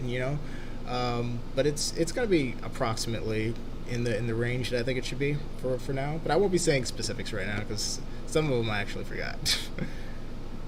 But you can get big herds. So the way it breaks down is like this, right? Here are the group sizes, or here are the group types. You have family groups. These are groups that form when animals decide to stick together, like in groups of 2 or more, right? You have mating pairs. So you can see groups of 2, and the reason that there are 2 and not 4 already, because they're mating. So they can have babies, and then their group expands from 2 to a family, or they can just organically, weaker animals decide to follow an animal that presents itself as the alpha, whether that be you or the creature.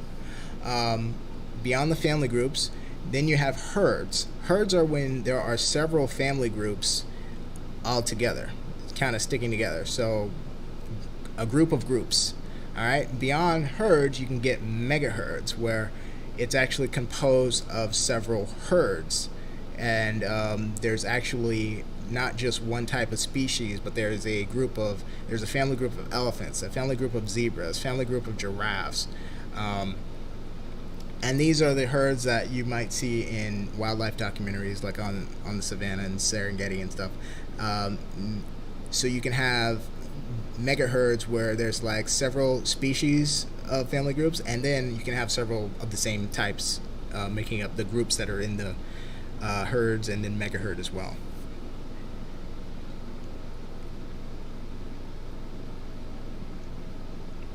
Let's see.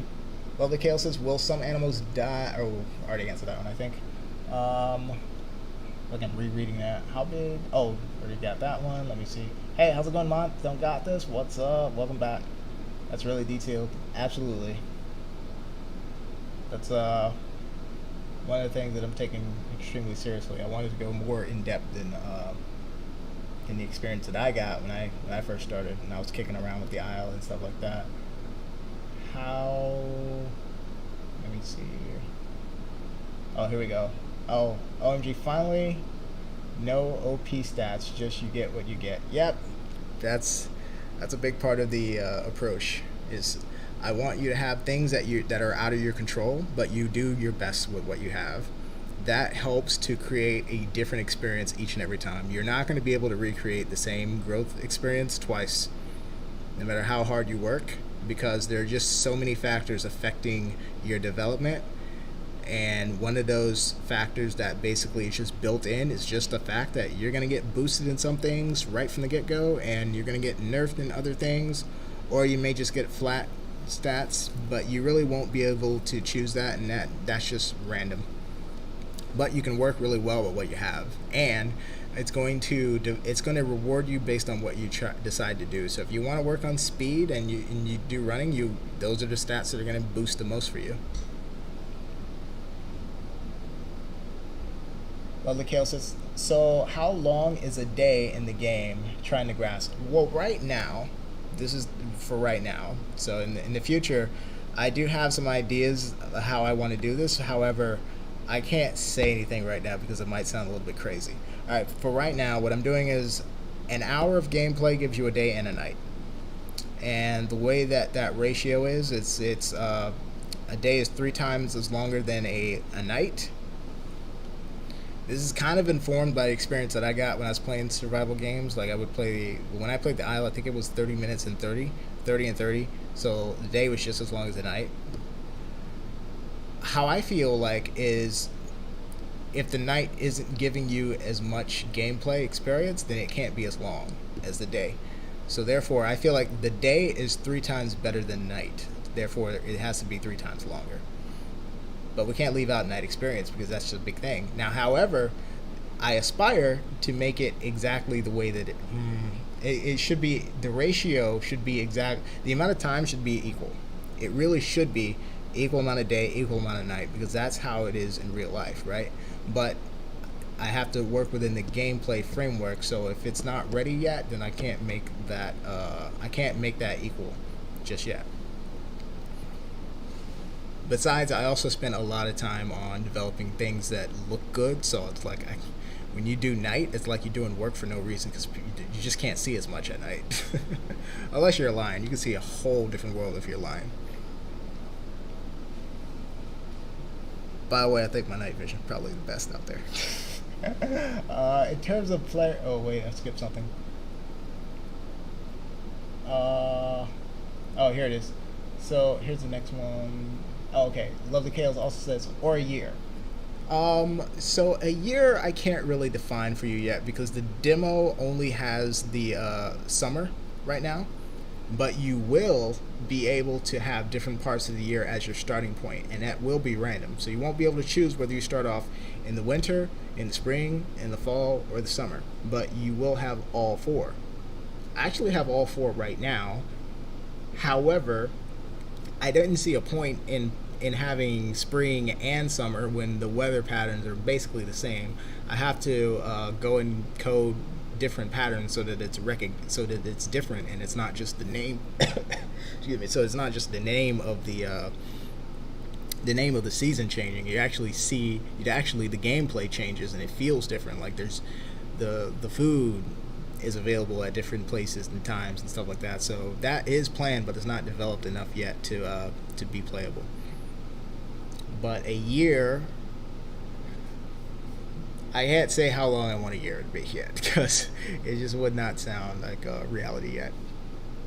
But what you can assume is that I'm trying to go as realistic as one possibly can, while keeping it a game, a fun experience. You know what I mean? At the end of the day, I don't want the only players to be like actual literal zoologists or scientists that like simulate the game for like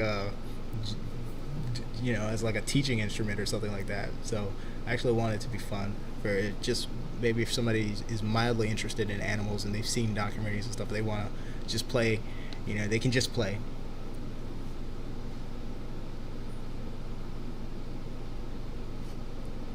That's so people can keep playing with different types of builds. Yes, there's going to be a large number of possibilities, something like that. And I love this because nobody can recreate it. You know what I mean? Like nobody can really look at, the Great Circle's doing this, let's do that.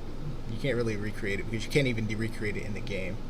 Love the Kale says, in terms of players for, say, a Rhino player and Lion players teaming up and fighting other players, I know a lot of people hate it. That is true. I'm not in the part of development where I'm really thinking much about that, but that is true. I can tell you my initial feeling is, I don't think it's good for me, the developer, if I'm setting up an open world situation with a freestyle gameplay for me to be heavy-handed with how people want to play. If that's how people are able to play in the game, then there's nothing wrong with it. If I don't want people to play that way, it's on me to make the game in such a way that it punishes people for doing that, or it's just built into the experience. For right now, I haven't really gotten into that because I haven't started I'm testing stuff, but I haven't really multiplayer has not moved into the priority yet. Not yet. It will be later, but story mode is more of a priority. But yeah, people don't like it because it messes with the realism, and I 100% understand that. So I may make it so that there's consequences for that. Just like I'm making consequences for, like, if you hang out around a carcass too long, you can catch a disease. So I may make it so that if you hang out around species that are not yours for too long, you can catch a disease. There are a lot of natural ways that I can do that. I just don't want to take the position of, like, oh, I personally don't think it's too realistic and I don't like it, so I'm going to make it like you shouldn't do that, even though it's like a possibility for the game. I want there to be a reason for any and every decision. There needs to be like a reason grounded in wanting the experience to be realistic and stuff like that. Just not from a personal thing. But yeah, I understand what you mean. Where is that thing? It's underground. So I am making it so, like, some water things you can only get to if you can dig. Right now digging's not in the demo, but this would be an example of a water source that I can smell, but I can't reach it because my animal can't dig. However, elephants will be able to dig. So I just have to finish working on that. Alright, let's go to the stack. I want to see how the stack is.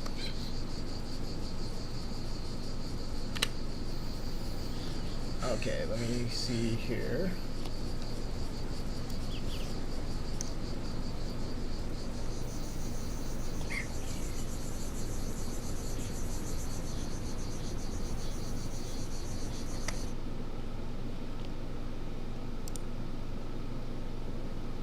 Oh, Love the Kale says, last question. How are you? Thank you. I'm doing good. Thanks so much. I always feel better after I've gotten work done. There's so much more to do, but once I've reached some milestone, I feel a lot better. Because now I can relax just a little bit before I start to obsess and start to work on the next part of this game, which is going to be humans, poachers, more playables, and more stuff. See that lion? Alright, so here's a look at the lion, whoever wants to see the lion. So that lion, you see that red thing? That's a dead body. The lion's going to the carcass. Lions and predators are attracted to carcass, and now she is eating the carcass. I just spotted a bug. Hang on. Let me have to write this down. It won't mean anything to you guys, but I know what's wrong, what I'm looking at here.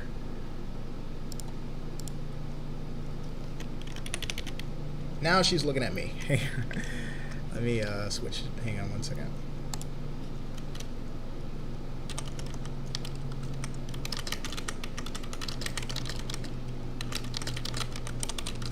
Alright, just want to make a quick note. Alright, so now you see that she's hunting me. You see her in that stance? She's now making her way towards me. So she's guarding the thing, but now she's hunting. Alright, now, alright, she's going back to guard the carcass. So she didn't like me being that close. So you saw her crouch into that mode. She went to try to hunt me. Now she went back to eat that carcass. Now what's really cool about the lions that I was able to program is that when they start to hunt something and they crouch, if you look at them, just like cats in real life, they'll freeze, and if you turn your back, they'll take that opportunity to get closer to you. And if they get close enough where they feel like they can catch you, then they will break into a sprint. Mostly. Because I did put some variation in that behavior so that to make it harder to predict as well. Alright, so what you can notice now on my body is those numbers are damage. So I'm now taking weather damage. I'm dying of exposure right now. So what I want to do is get to something that can shelter me, which would be like a tree or a bush. These are the central grasslands. It's a big type of savanna. They don't have many trees to block light from getting to the grass, so my shelter opportunities are going to be basically far and few between with these acacias. But I'm going to run to the acacia and show you how the shelter works. On the right side of my screen it says exposed, that's why I'm taking damage. When I get under something, like in a cave or in a bush, then it will say sheltered, and then I will stop taking exposure damage. But right now, my little baby elephant does not like this, so I need to hurry up.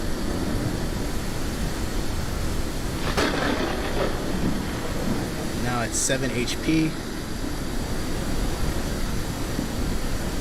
I'm going to make that damage look better, but it's basically showing us like I'm taking really minimal damage, but over time it builds up and it really is a detriment.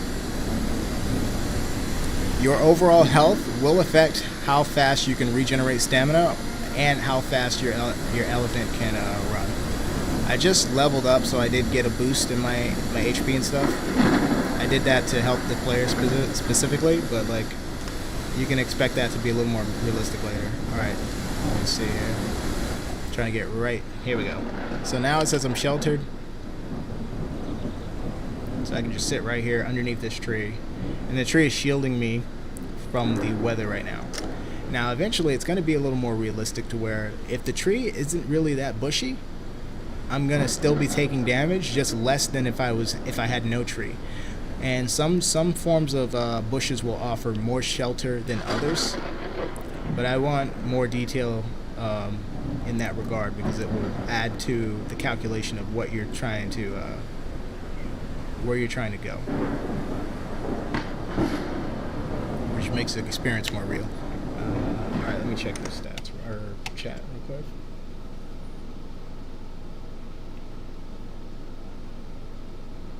It says like someone might be fast, someone might be more durable. True. So that's a comment on yes. So you're gonna get some advantages at birth, just randomly, and some disadvantages as well. More sneaker, etc. Yep. So when I work on the lions, I'm gonna be working on stuff like how noisy you get when you approach, and can you make yourself quieter. I'm gonna be dealing with that stuff pretty soon. Lovely Kel says, no, I mean in terms of growth, how long in minutes or hours is a year? I can't define that because I haven't enabled a year. So I don't know yet. That's something that I have to, just like I'm trying to figure out what's the appropriate time for animals to die of age while not interfering with my naming system and animals being unique. I have to think about like what's the appropriate time for like a year in game, because I can't let that interfere with migration paths that animals would have set up and how often they do it and things like that. All the systems have to work together in unity.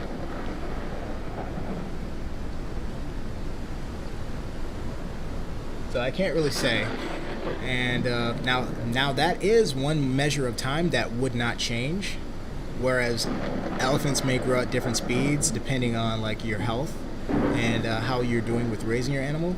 The time of day and time of year would not change at rate. So whatever I set is going to be the way that it is. But I don't know what's right, and I really don't want to say what I want to do because I think it would sound a little bit crazy right now.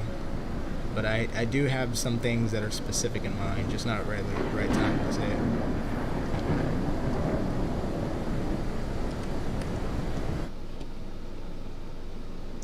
Omen says, I wish I could stay. Man, today was good. I'll see you some other time streaming. Thank you, Omen. Thanks for stopping by the stream.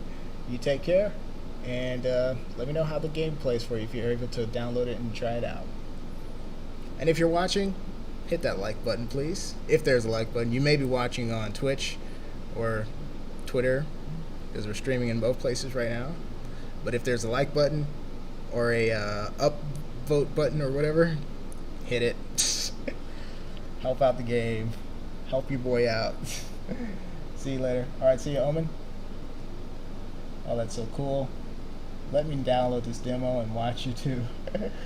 Now, hopefully, I'll be able to do a little bit of limited multiplayer in the short term. We'll see. Like, maybe I'll be able to do an event where you guys can... I'll have a button that says join stream game, and like once you download the game, you press the button. As long as I'm online, you can join in and like be on screen as an animal and just be moving around and stuff. It'll be like a special thing. We'll see. I think that'd be kind of cool. Play with the viewers. Alright, let me see. Oh, finally I reached the end of the chat. Perfect. Alright. Alright, now let's get up and let's start moving.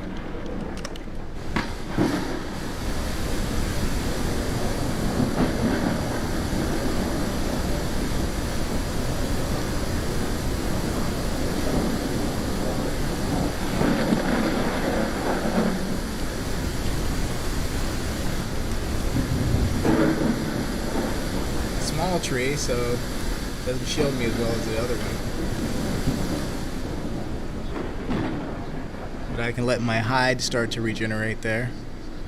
Because you can see running from there, just to right here, it took like 75% of my hide. I was wondering if I should fix that. I think that that's not going to work the way that I thought it would.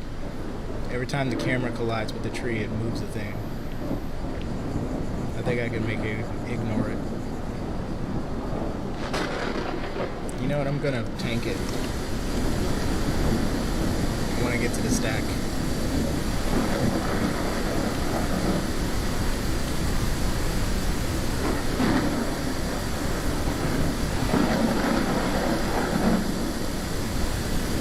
Dude, what do we have here?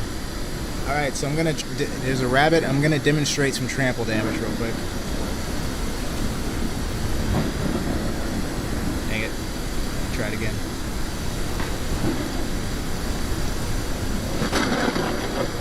Dang it.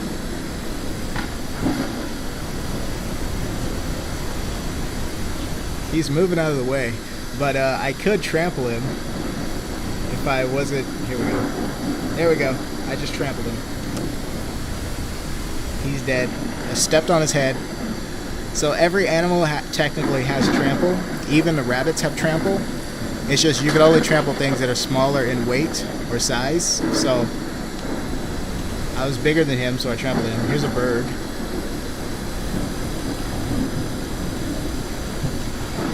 Just trampled the bird. And the only thing a rabbit could trample would be something like a bird or a grasshopper or something. But trample damage works for almost every animal.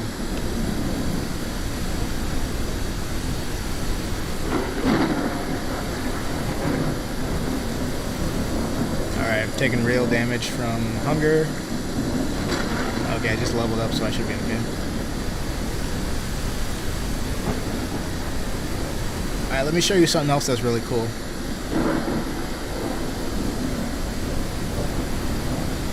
There's a wildebeest.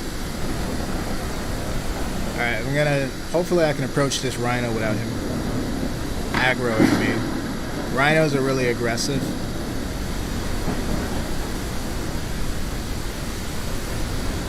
They can sense whether you're walking or running at them. So it's like if you run at a rhino, that's one of the reasons why they get spooked and they just suddenly get aggressive. So I'm walking slowly on purpose, but look closely at the rhino. Look really closely. If you look on his back, he's got a couple birds on him. Oh, look at his scent. Oh shoot. He's got a couple birds on his back. He's got one riding on his head. He's letting me get really close.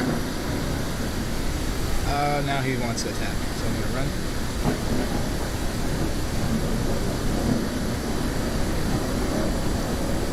Okay, he didn't attack me.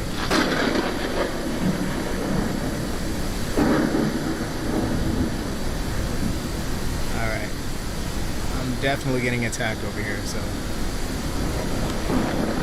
See these hippos? They are extremely ornery. Extremely territorial. So I'll try to just get over here and then move on quickly. How much damage am I taking? It should be okay if I reach this bush.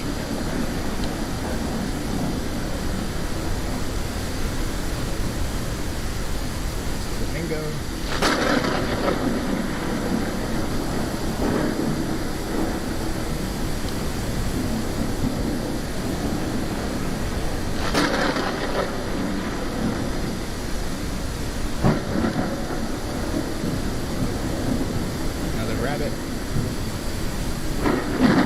A lot of animal life. Well, I want to chill right here, but it looks like that's a lion. Is that a lion? Oh no, it's a giraffe, I think. The trees are like, they have to really shield you or else they don't do anything. Kind of got to get one with a lot of leaves on it.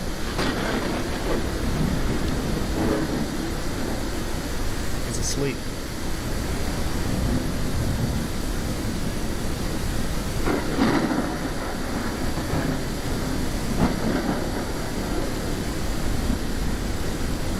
It's not saying I'm sheltered. So the rain is a little heavy for this tree. I need to get something else.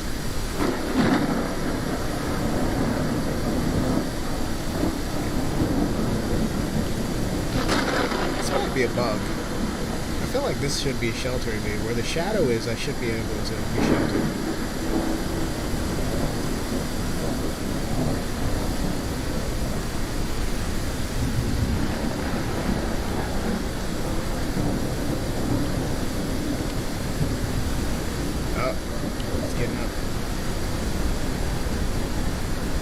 I think I spooked him.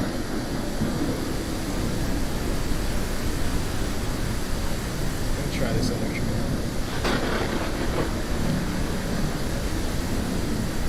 Now that's a baby zebra, but they are born 6 feet tall, so that he's supposed to be big. I'm actually really small for an elephant. I'm actually really, really small. So he's not actually that big.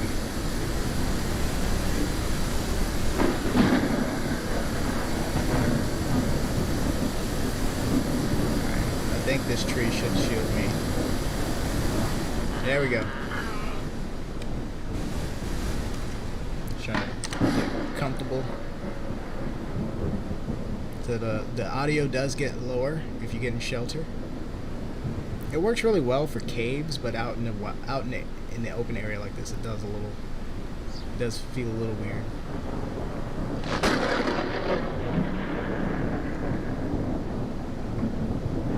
There are a lot of animals in this water, I can tell. You know, I'm starting to get a little laggy. More laggy than usual.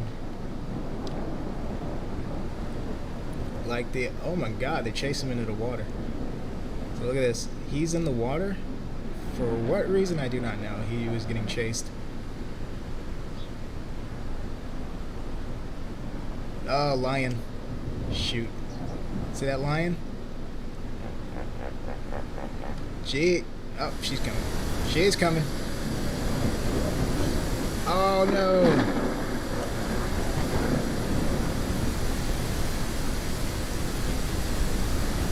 She might not have seen me at first. Maybe I should have stayed sitting down. This is not smart, but I'm gonna do it. Oh jeez. I gotta keep going.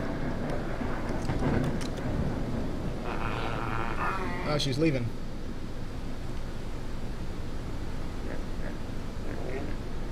Oh, my computer's so struggling right now. If the stream crashes, I'm sorry. I don't have the best computer.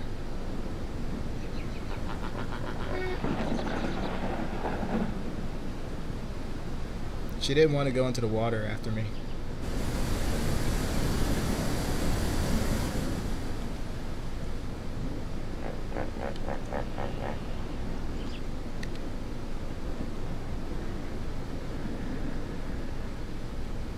Now she's looking around for something else.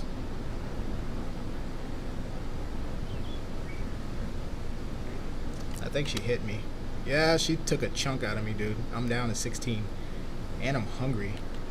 So I'm in trouble. Let's, I need to cross.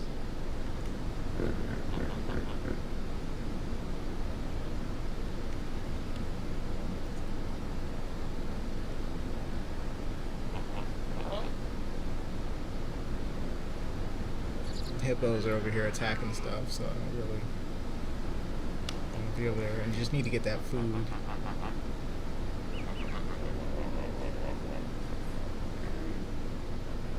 I think the giraffe is getting ready to drink. What is that? Oh shoot. I think I hear something. Something died underwater. There might be a croc.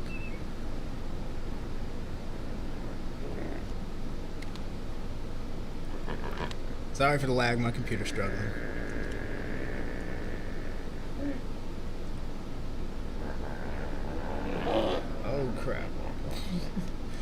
gotta work on that. I think there's a rabbit. Oh, there's a croc right there.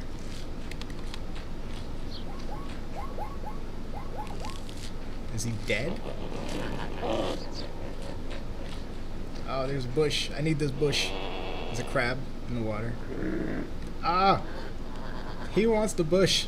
I want the bush. The hippo wants the bush. No! I needed that. Oh, there's another one. Alright, check out my frogs. It's an African bullfrog.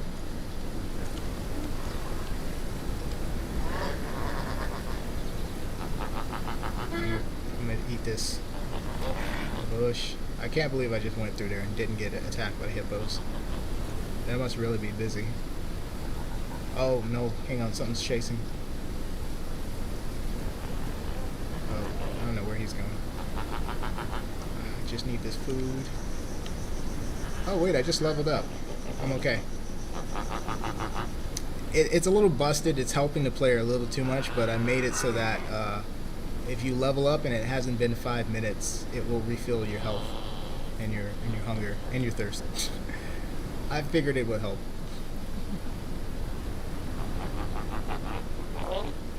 Oh, I just noticed another bug, unfortunately.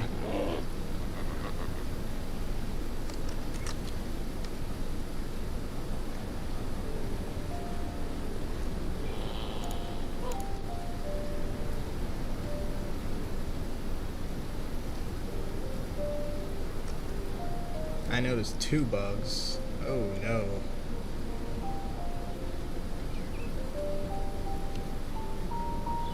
I'm gonna need to fix this. Let's go ahead and get this food.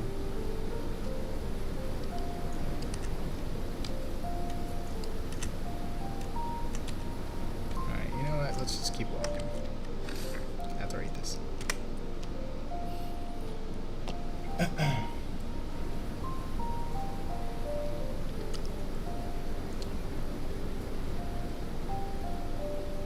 Gal says, "Oh, that's so cool." Oh wait, that's old.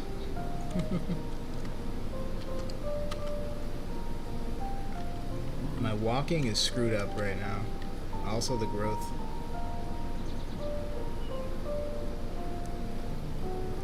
Something broke.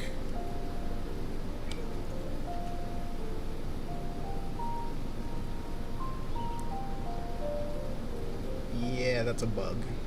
Whoops. I think I grew and I just, it did not update. Let me see if it fixes itself, but that's a definite bug. I'm gonna have to fix that. Alright, so I'm gonna get closer to the stack over here. God dang it, that's so annoying. Like, I did not have this problem.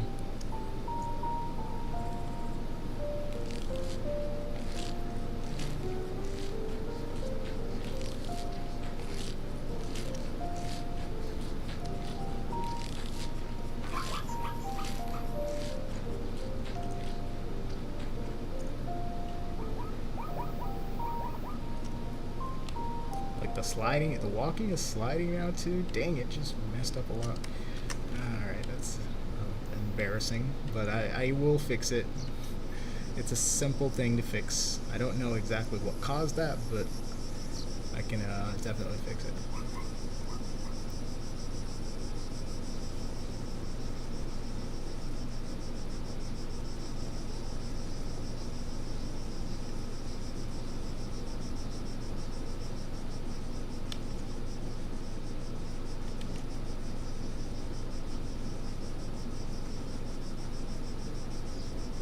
Alright, so I'm going to go to the stack area here. For now, ignore the animation, please, because it is glitching.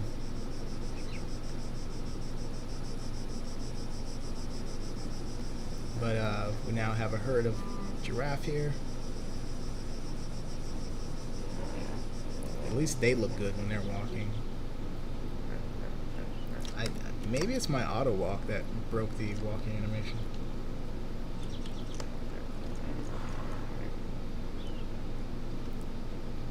Alright, so this is a very dangerous area that I'm entering because it is densely populated with lions. This is the area known as the Stack.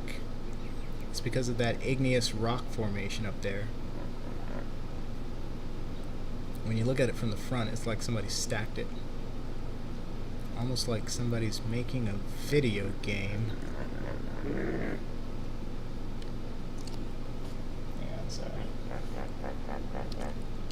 Let me see if there's something open that I can close that will help here.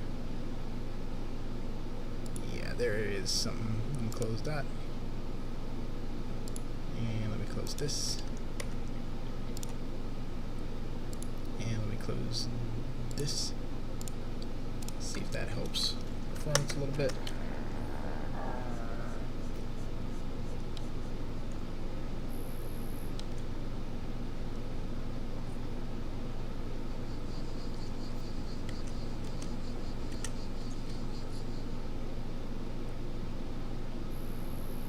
Giraffes can be a little mean. What's he doing?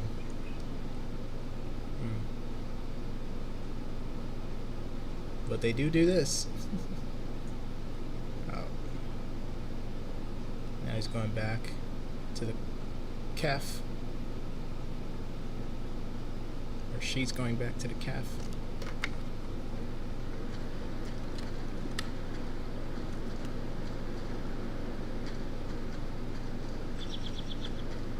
Okay, so I was saying, like, this area is dangerous. I already am being stalked. Let me see if he loses me if I go into the bushes. The bushes can hide you.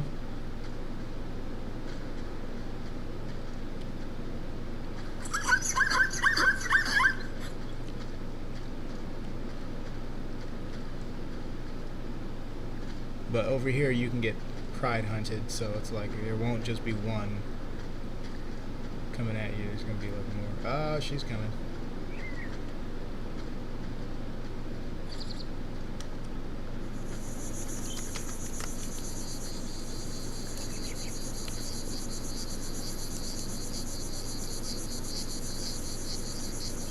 See if I can threaten her. She's deciding what she wants to do.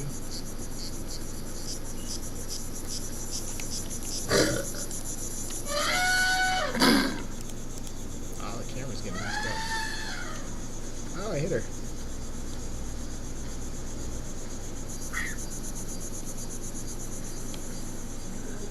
Alright, there's another bug. God dang it. Let me write this down real quick.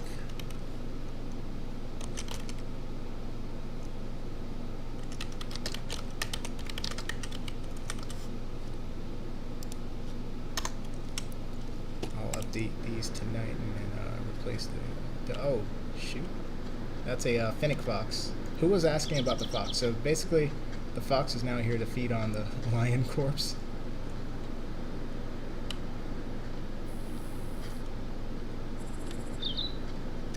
There you go.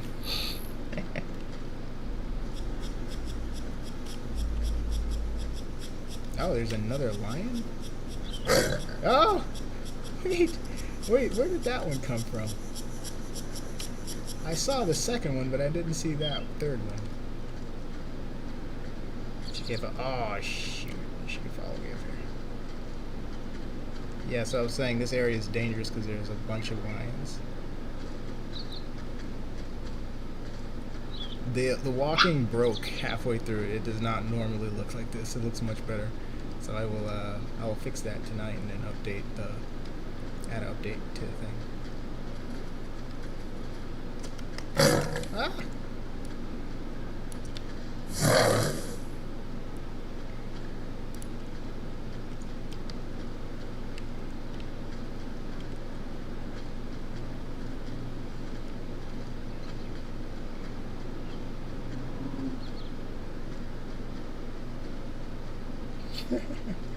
That lion scared the crap out of me.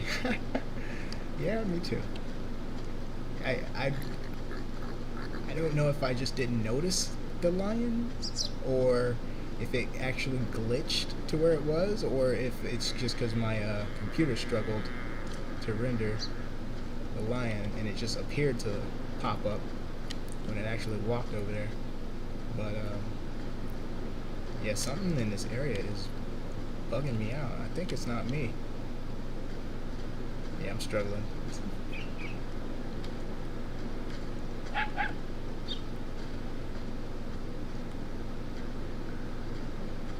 Alright, let's see if we can reload real quick. This is a little too embarrassing.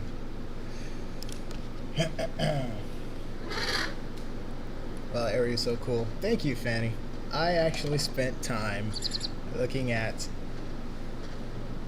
landscape pictures and stuff and trying to get like a actual authentic looking area. Now I can say that a lot of those plants, I have better ones that I want to bring in, but I have to remodel them to not take up much RAM, I should say. Because if I just put them in as they are now, they're just going to slow the system down. But I can get them to where it's like unnoticeable, and they just look so much better, even than the ones that you saw.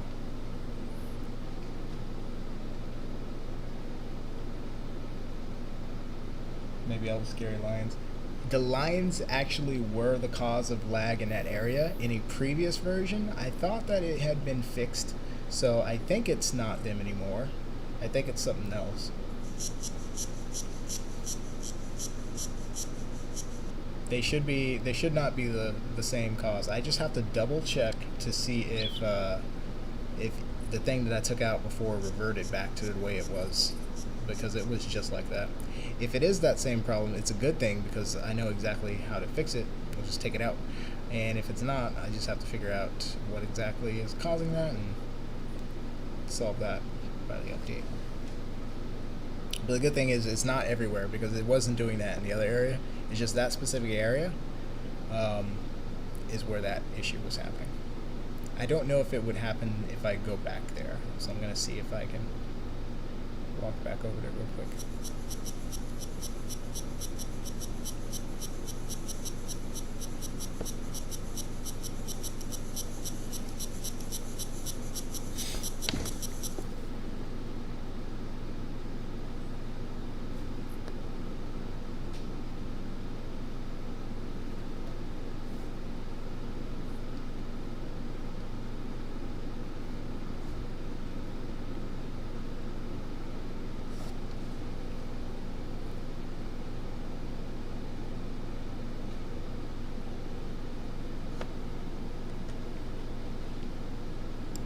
Not sure if it's stuck.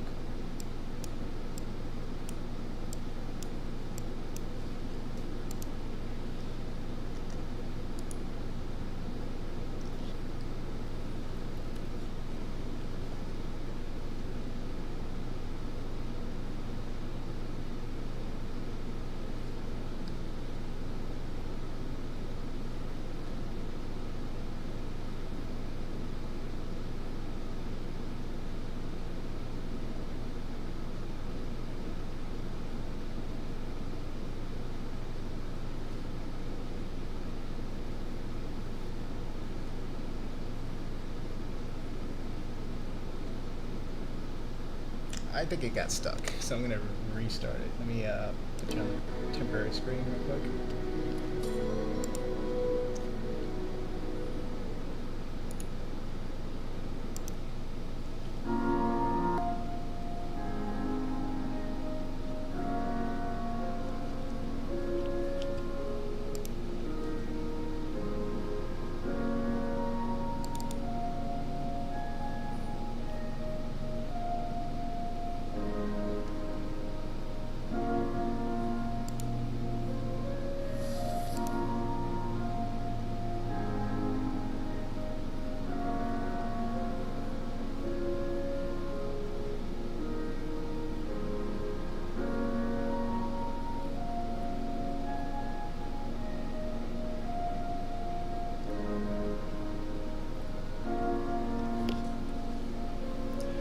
Got to go. See you next stream. Alright, thanks for stopping by, Fanny. Don't forget to hit that like button on your way out. It is free and it helps out a lot.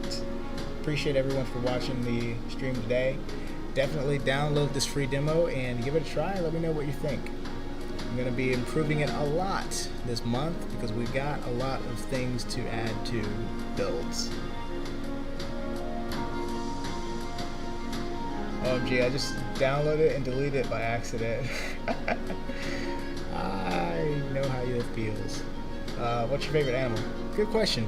My favorite animal is between either the elephant, the giraffe, or I like something about all of them, but the elephant, the giraffe, I think it's between elephant and giraffe. The game's almost reloaded. Give me a second. Giraffe is really fun.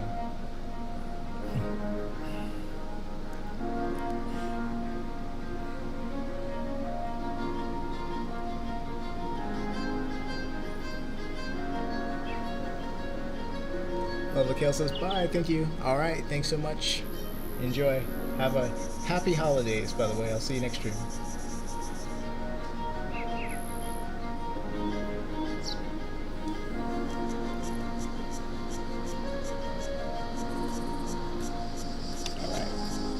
Reloaded. Let's get back over here.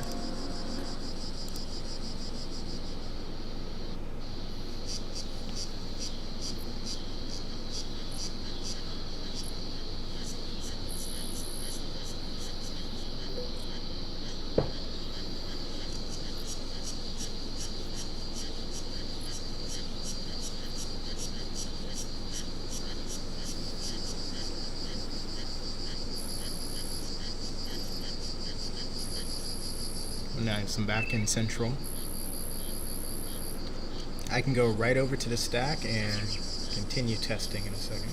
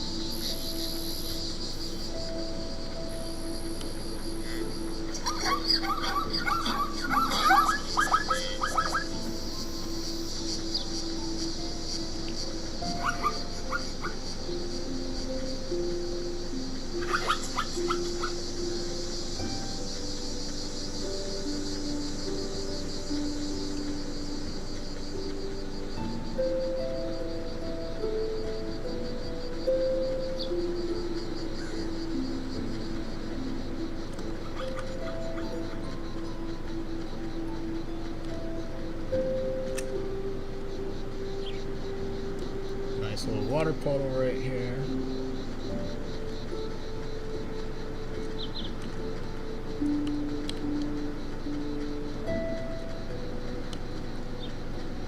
Alright, let's get back over to the stack.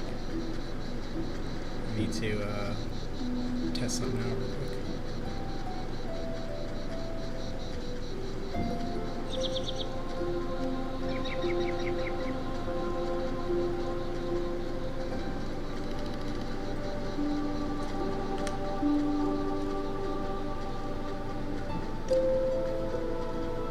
Cal says, wait, are you ending the stream? Not just yet. Actually, pretty soon I'll probably end the stream. Let me see how much time we're at. Oh, we're at 2 hours, 20 minutes. Alright, so I'll probably be ending pretty soon. I want to just check this out on stream real quick. Let's see the settler area.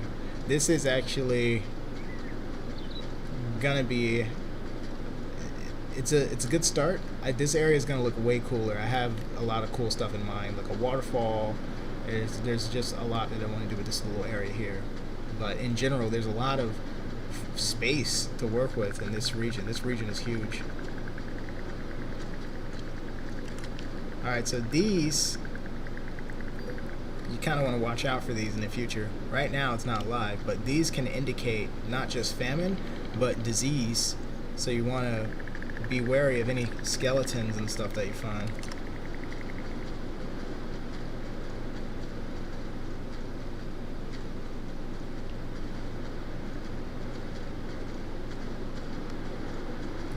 See how the walking looks way better? Last time it was a glitch.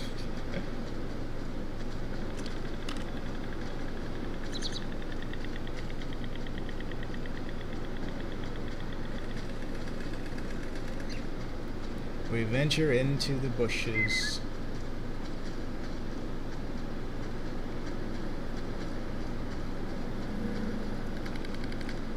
Oh, it's big. You can turn it off.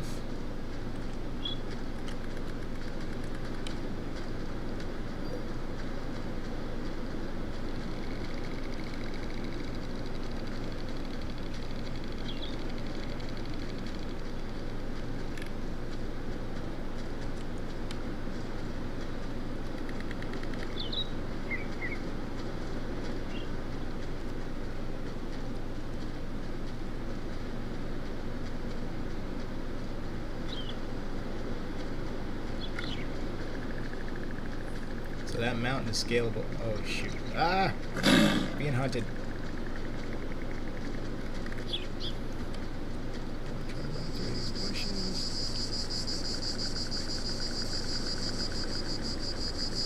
So they can lose you in the bushes, but what happens is the scent will give you away.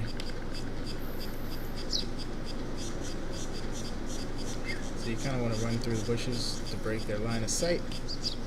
And then zigzag, because when I can't fool her. Ah, this is why this area is dangerous. So right now I should be bleeding, but the bleed isn't on, so they can attack and wait for you to bleed out a little bit.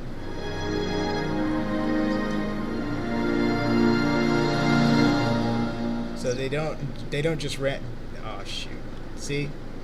Big pride of lions over here. So they don't just randomly, like, they don't bot spam and stuff like that. Sometimes they wait, sometimes they attack more often.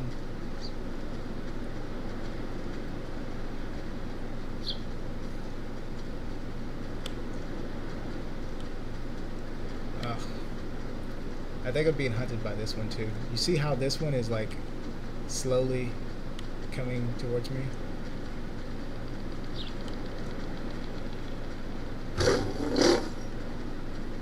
That's how it feels to be hunted by lions. Alright, maybe I can get them to change targets.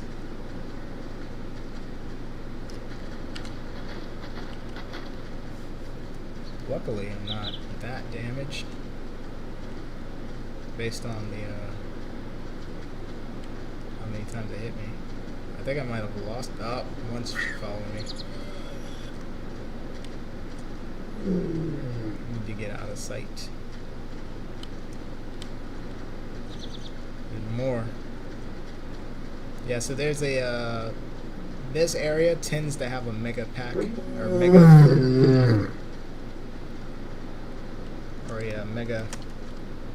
group of lions. Big lion pride.